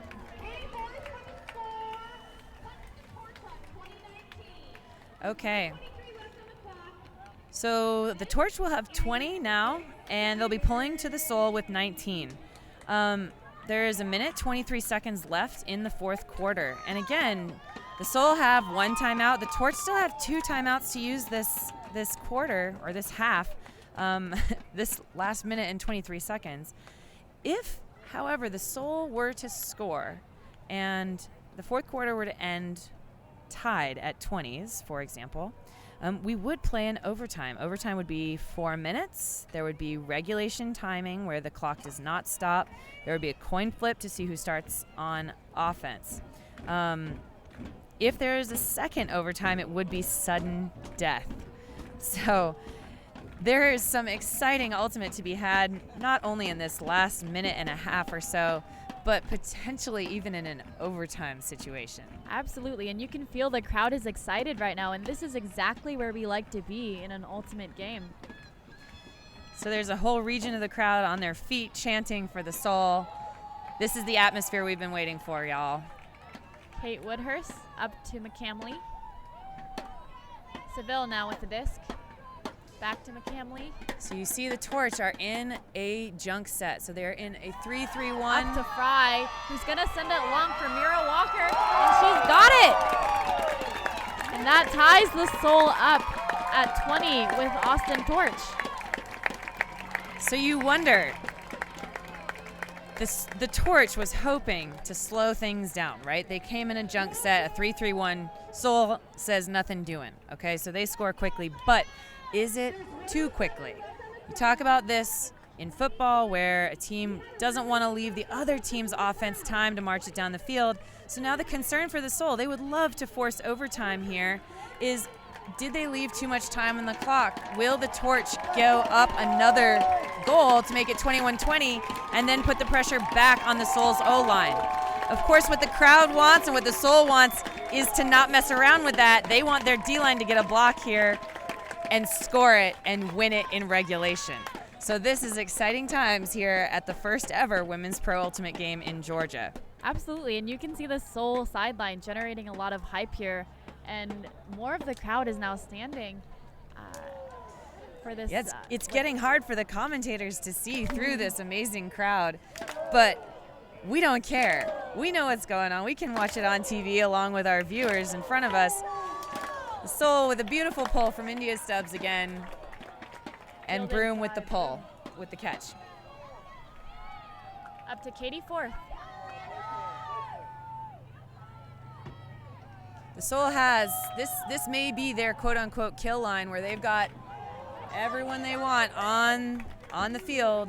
They've got McCamley out there on D. Yeah, and you can see the Soul players really want this D. A lot of these catches have been contested. All right, clock stops with 41 seconds, tied at 20 all. That's the D the Soul's been looking for, just an overshoot from the Torch. And I believe the Soul will take their final timeout here. Great call from coaches Fairley and Berendez. All right, so we've got 90 seconds to think about this. The Soul have it. They got to go 76 yards because of our field adjustments here tonight. They've got 41 seconds to do it. What defense do you play if you're the Austin Torch right now? Well, you know, typically I would say the 3-3-1 zone slows down a lot of teams, but we saw the Soul score in just over 20 seconds the last time the Torch threw that. And so maybe I would veer on the side of person defense, maybe backing my person, but really contesting that underspace. Absolutely. I completely agree with you, Jenny. This is not standard. You know, you would normally say 3-3-1, but the Soul is so skilled. They do sub some O-line players in here. They've got Fry back out here joining, and Emily Lloyd, who are joining the players who were in already. And, you know, the Torch can sub to match them. Those are amazingly skilled players. You don't want to let them dink through a zone defense. So, as you mentioned, here's the Torch with their person-to-person defense. Stubbs with the disc. Nice throw to Maddie Fry. Now with it at the center of the field. Reset back to McCamley. Now with Woodhurst. Back to McCamley. 22 seconds on the clock. Tied at 20s. The Soul's going to have to find a few options here to score. Evelina Pierce now with the disc. 10 seconds. And again, Soul want McCamley. a goal And she's going to shoot it To deep. the end zone for Fry. I believe that was a break backhand throw and an exciting D. And that is exactly what the Soul wanted. I know that there seems to be a violation on this play. There may be something bringing the disc back, perhaps a foul on the throw. So, extremely exciting. As I said, this is what the Soul wanted to happen, right? Their best thrower throwing to their best receiver. Unfortunately, the Torch had an amazing defender on that and that floated a little bit too much. But in Ultimate, we have fouls that can bring the disc back to the thrower. And so McCamley called a foul on that deep shot. And so maybe she didn't want it to hang that much, right? She's trying to put it out where Maddie Fry can run onto it. So it's going to go back to the thrower, Maureen McCamley, as long as the observers agree with that call. So the observers are talking, the players have talked, and we'll see whether the foul is upheld and it goes back to McCamley, or if the foul is taken away by the observers and the play stands and we've got overtime. And that's an exciting play for Sharon Sow. Oh yeah, With that lovely big D. block. She really elevates on that block. So head observer Laura Meyer making the call. Her call is the foul, so the disc will come back, and we've got 4 seconds on the clock. So if you're McCamley here, what do you do? So unfortunately, it looks like Fry had to take a sub. So my receiver's gone, which is as sad for Mo as it would be for me. Honestly, I see Emily Lloyd with a step deep on her defender. I would try to put an outside-in backhand over to the forehand side because I believe the Torch is forcing backhand. So I'd try to put one over in this near side deep corner and see what Emily Lloyd can do with it. And Emily Lloyd is definitely not one of those matchups that you want to see in the deep space. No. And remember, if you're the defense, there's only 4 seconds left. So everyone else should leave their person and sprint to the end zone. There is no dump defense right now. There is no under defense, only the end zone. So that's what they should be aiming for. So we should see 7 white jerseys sprinting to the end zone. And honestly, probably a lot of black jerseys too. This is the buzzer beater. Tie game, trying to win it for the Atlanta Soul. Here it goes up from McCamley. And we've got a nice D from number 29, Michelle Arsenault. Now, What happens here, Miranda? so now we're heading into overtime. We're going to put, instead of 4 seconds, 4 minutes back on the clock. And there's going to be a new disc flip or a coin flip, whatever. We're going to flip something and figure out who's going to start on offense and who's going to start on defense. That is exciting. It is, and this is actually a super important coin flip because in all likelihood, there will be no breaks for the next 4 minutes. And so whoever starts on serve is going to win this game. Whoever starts on offense will finish ahead. So if you have any calls in your pocket where you know what the disc flip is going to be, now's the time to win the disc flip. So, Miranda, I think that with a high-pressure situation like this, it's really easy for a lot of athletes to kind of get psyched out in their head because it is such a tight score, and it's a 50-50. So, as the coach in these huddles here, what do you say to your athletes? So I would go all positive right now for both teams. I would just say we have done so many good things. We are doing exactly what we want. We are in the place we want to be right now, and it is 0-0, and you have a chance to prove yourself, right? Maybe you've made some mistakes throughout this game. Maybe you've had a clean game, but now's the time that you need to go prove it, that you can, make good on your errors, or you can go live up to how you've been playing all game.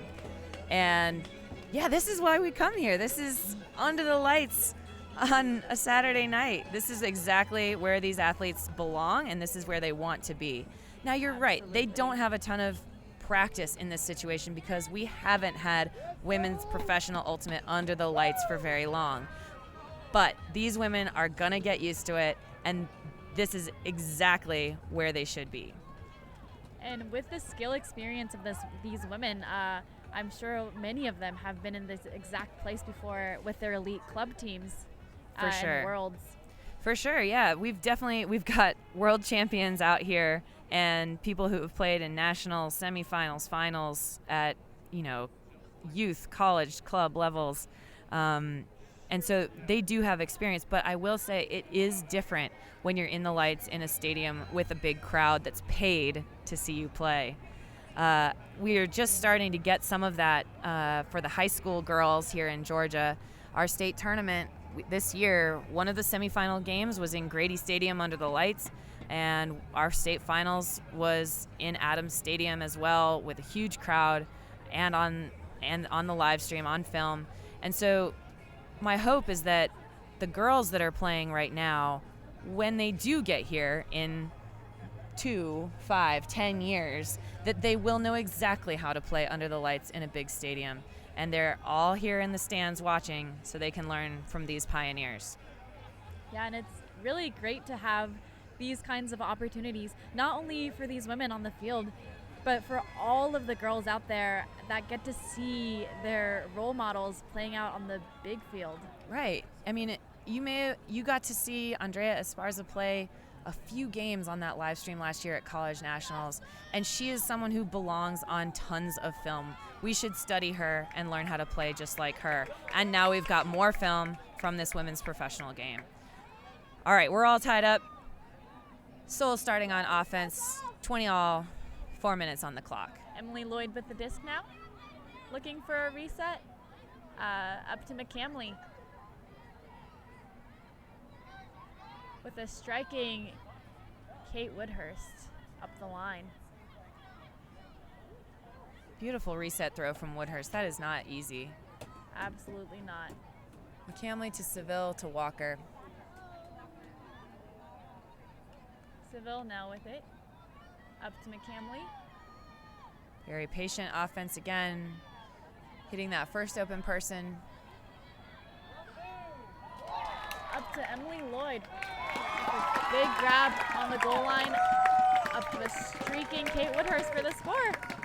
Really great grab up here from Emily Lloyd. She gets all the way up and elevates just outside the end zone. And Woodhurst, trusting that Lloyd would catch that, is already open when she turns to look. Very nice offense from the Atlanta Soul. Chews up 48 seconds, so we're just barely over 3 minutes here. That's exactly what you want from your first O point. Very decisive. Now you get your D-line out there. Let Catherine Yost and Ollie Peterson and Kat Smith go out there and bother the Torches O-line for as long as they possibly can.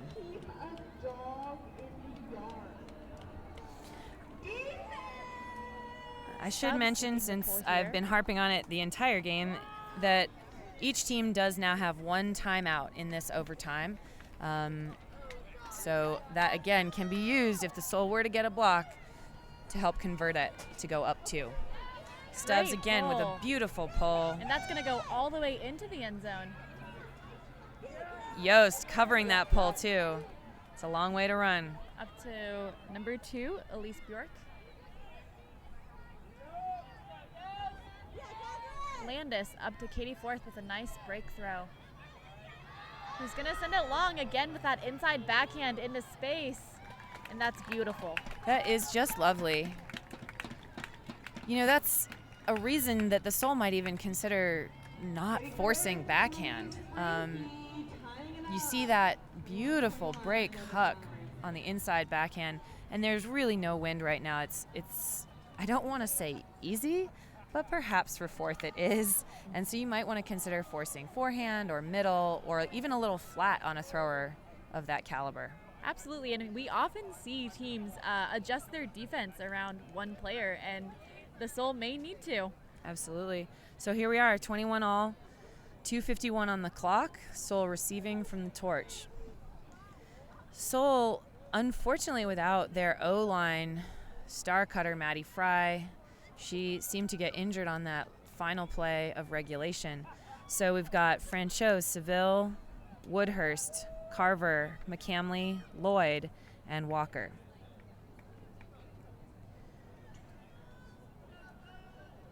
hoping to just walk it in again with that beautiful, cool, calm, composed offense for the Soul. Torch looking to light it up a little bit. Short pull for the Torch. Does bury them on the sideline. We'll see if they trap it here. They're a little bit flat, allowing them to go back to the middle of the field. Seville with the disc now. Looking for a reset option upline to McCamley. The crowd screams do it, and they will. For Emily Lloyd in the end zone. Just lovely fakes from Seville, allowing McCamley the time to get open, and when she does get open, it's with tons of yards. And really the only play there was whether it would be Franchot or Lloyd. There is a Torch defender. Michelle Arsenault does go for it, but really that's Lloyd's disc all the way. Absolutely, and Michelle Arsenault makes a great attempt at it, but Emily Lloyd really getting great positioning on that disc and going up strong. Sure. Emily Lloyd's been doing that for years. She is such a strong receiver. She is able to box out very well, and Arsenault just can't get around her. Lloyd goes up strong. Lloyd, a huge part of the last 2 0 points, throwing the first goal of overtime and catching the second. She is such a wonderful receiver and is fit and can play a whole game and into overtime like we're seeing tonight. Soul on D here. Again, you'd love to chew up some clock and then maybe get a break. Jones with the pull. And it's going to be a good one. The Soul's pulls have been really excellent tonight, making the Torch go a full 76 or so almost every time. Elise Bjork to Broom. So this does look like a flat mark for some number of passes. The sideline is helping to count. Landis back to Broom.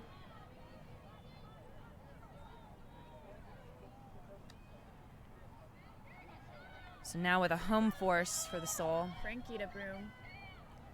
Forcing Broom going backhand. almost every other this point. Staying in the backfield as that reset option. Very nice mark by Stovall to prevent that reset. Katie Forth going upline, and she'll throw it deep. And Ponitz great gets D. good position. Gets a tiny touch on that disc, and the Torch players are not able to gather it in. So the Soul have it, looking for a conversion on this D point to go up 2. Lizzie Jones just burning her defender up line. Up to Stovall now. And she's going to send it long, looking for 33, Ollie Peterson, but it's going to be a little out of bounds. And unfortunately, again, with a timed game, that kind of throw is not necessary. Now, there might have been a timeout called before the throw, which would have been really, really great move by the Atlanta sideline. And so in a timed game where, you know, you're under 2 minutes, you would really like to just play throw and catch with your teammates. You're up 1, you're on offense. You want that clock to run out. Absolutely, and you can get that by playing small ball and playing smart, conservative throws. Of course. So I believe there was a timeout called, saving that turnover for the Atlanta Soul. Just an incredibly impactful timeout, turning a turnover for the Atlanta Soul into a possession with a timeout, able to sub some people in and call a play. Very smart move. So Atlanta's used their timeout, and again, we're going to put some time back on the clock. It's back to 1 minute and 23 seconds. The disc will be back before that Huck turnover in sort of the deep second half of the overtime. What an exciting game, Jenny, right? We really couldn't ask for more in our first professional ultimate game here in Georgia. Absolutely. I'm having a blast watching up here from the tent. For sure. I think the fans are excited too. There's a lot of the youth that I recognize from playing and coaching here in Atlanta, they're able to see this. Very exciting game, very spirited game. There have been some calls, but it seems like they've been resolved by the players or the observers as necessary. Just a lovely game. Some big plays, some elegant offense. It's just what you want. That's true. A great first home game for the Soul. All right, so the defense having 20 seconds now to set after the timeout. And we'll see how the Soul do, keeping their composure on offense here with just over a minute left in this game. Seville to start with the disc, 4th on the mark. Great clear from Paige Carver to open up space for her teammates. And that disc is going to be reset to Mo McCamley. This is great. Every thrower taking almost the full 10 seconds before hitting an easy pass. Disc now with Kate Woodhurst. Up to Paula Seville. Now with Paige Carver in the middle of the field. Tons of pressure on the downfield cutters from the Torch, just not allowing anything on the open side. Lloyd got it on the break side, back to McCamley. 42 seconds on the clock. Nice around to Kate Woodhurst. And a great touch pass to space for McCamley. 30 seconds now, and again, they do not need to score. They can just play catch.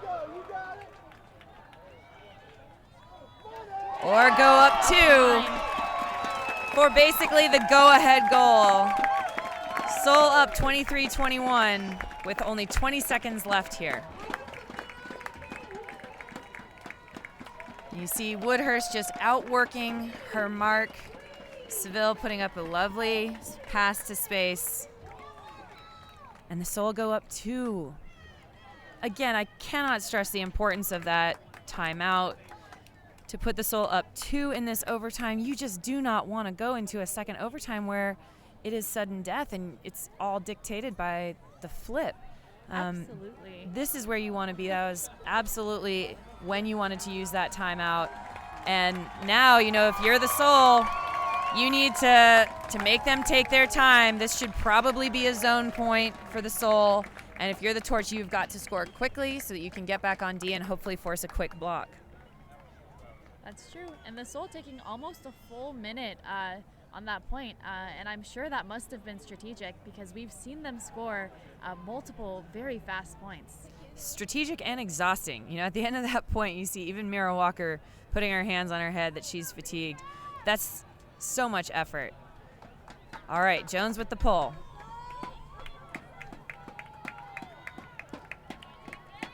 Clock starts now. Fielded by Broom. Upline throw, and she's going to huck it. And person-to-person coverage from Atlanta, which results in a goal for the Torch. Yeah, Ponit's playing really great box-out defense there, but there's a streaking Torch, another offender that sneaks up and grabs it. Now, I believe, from my understanding of the rules, that this game is basically over at this point. Even though the Torch is up only 1 and they are getting pulled 2, I believe all that has to happen is that someone has to pick up the disc, that the clock starts when there's possession of the disc. So this is not the one that you want to catch the pull. You would like to let it hit and then pick it up and hold it for 8 seconds until the clock runs out. Is that your understanding of how this should go, Jenny? Yes, that is what I believe as well. So, Miranda, would you say that with 8 seconds left on the clock, the Torch should just really look to shoot it deep? Yeah, I don't know that there's much. I mean, really, the Torch would like the Soul to drop this pull. And while that has happened in this game, it is incredibly rare. I don't think that's what's going to happen. So I think this is it. We'll see. Anything can happen. It's sports, y'all. Okay, so here they go. They're going to try and roll it out of bounds. And it is possible maybe the clock doesn't start until the release here, though it did certainly start on the reception last time. But I suppose since it rolled out of bounds, maybe the clock starts on the release. So McCamley should just send it downfield. Definitely keep it in bounds. Oh, the clock did start. Oh, and intercepted by Andrea Esparza. Oh, my goodness. Oh, my goodness. Oh, my goodness. What The unthinkable has happened. Point. So McCamley faked and pivoted for 6 seconds and then threw into a turnover. And Esparza, with all her wits about her, extremely impressively just immediately sent it to the end zone. And Michelle Arsenault with a great grab there. Huge grab. So, wow. I should throw those words right back in my mouth, because there I was saying that the game was over. The observers are conferring to make sure that what we just saw is really what happened. But, wow. I mean, certainly now, if there is overtime, the Torch has momentum. And who knows who would win the flip, but man. Oh my goodness. This is what happens, I guess, when you're experimenting with new rules. You know, the Souls should have just held that disc until time expired. But I think instead we took an ill-advised look to the middle of the field. And goodness, Esparza has clearly played lots of sports officiated by a clock, because she knew exactly what to do. That was the half-court shot at the buzzer, right? This is what you do. What a gamer. Absolutely. And Esparza really, I think, thrives in high-pressure situations like these. And you really saw that with that interception and that throw to space for Arsenault. Certainly. So I will say they have not put the 23rd point for the Torch back onto the scoreboard yet. But it does seem that the captains did just meet and talk to the observers. So it does seem like we are going into a second overtime, which will be sudden death. Wow. This is such an interesting time in this sport where, as a coach, you just really have to adjust how you think about the game. This is a new conundrum to face. You have to be able to coach with time on the clock and tell your players exactly what they should be doing. And boy, we are really exploring the boundaries of Ultimate tonight. Absolutely. And the fans out here tonight, a little quiet. I think they're all in shock. Sure, that for an Atlanta heavy crowd, right? This is a home crowd. That was just devastating. Now, it does look like Atlanta is starting with the pull to add insult to injury. So if you're the Torch, you can just run your regular offense. There is no time on the clock. This is your universe line. This is the definition of universe point. 23-23, but it could be 0-0 because this is all that matters. This is, as they say, for all the marbles. Stubbs with a gorgeous pull. They just keep getting stronger throughout the game. And Broom fielding the pull here. Up to Elise Bjork. Bit of a flat mark from Atlanta. Lily White with the disc. And another floaty pass. Pull. Lots of soul underneath it. And it pops up. And the Torch are not able to field that catch. A bit floatier than Fourth would have liked, I'm sure, and lots of players underneath. And goodness, if you're not going to catch your Ds, you may as well knock them down, but never up. So the Soul here on offense. Seville over to Woodhurst. That throw. Oh, and a missed throw to Walker.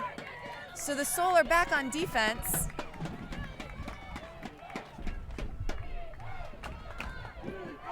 Disc now with Marissa Land. Looking for Katie Forth, and she's just shy of the end zone. for a streaking Marissa Land, I believe, up And line. the Torch win in sudden death overtime with multiple turnovers on that last point. Each team had the chance to win it. And the Torch are the ones who come out on top in this most exciting of games here for our first professional women's ultimate game in Atlanta, Georgia. What an incredible upset, and what a way to end this professional women's game. Both teams absolutely fought their hardest in some amazing plays. What a way to end it with some true sports excitement. Jenny, any closing thoughts before we sign off? I have no words, Miranda. I'm in disbelief. We've used all our words for the last few hours here. Full regulation, 2 overtimes, including the last being sudden death. What an amazing game out here. Tons of grit and strategy and smarts and players laying it out on the line here in our first ever professional women's ultimate game. I'd like to again say thank you to our sponsors, Aria Ultimate and Spin Ultimate, and all of our fans here for the Atlanta Soul and the Austin Torch live in the stadium as well as on the live stream. We are so impressed with the Ultimate community who has supported these professional female athletes in the first home game, but certainly not the last for the Atlanta Soul. I'm Miranda Roth-Knowles here with Jenny Choi. and we are going to sign off from Silverback Stadium here in Atlanta, Georgia. Thanks so much for watching, and we'll see you next time.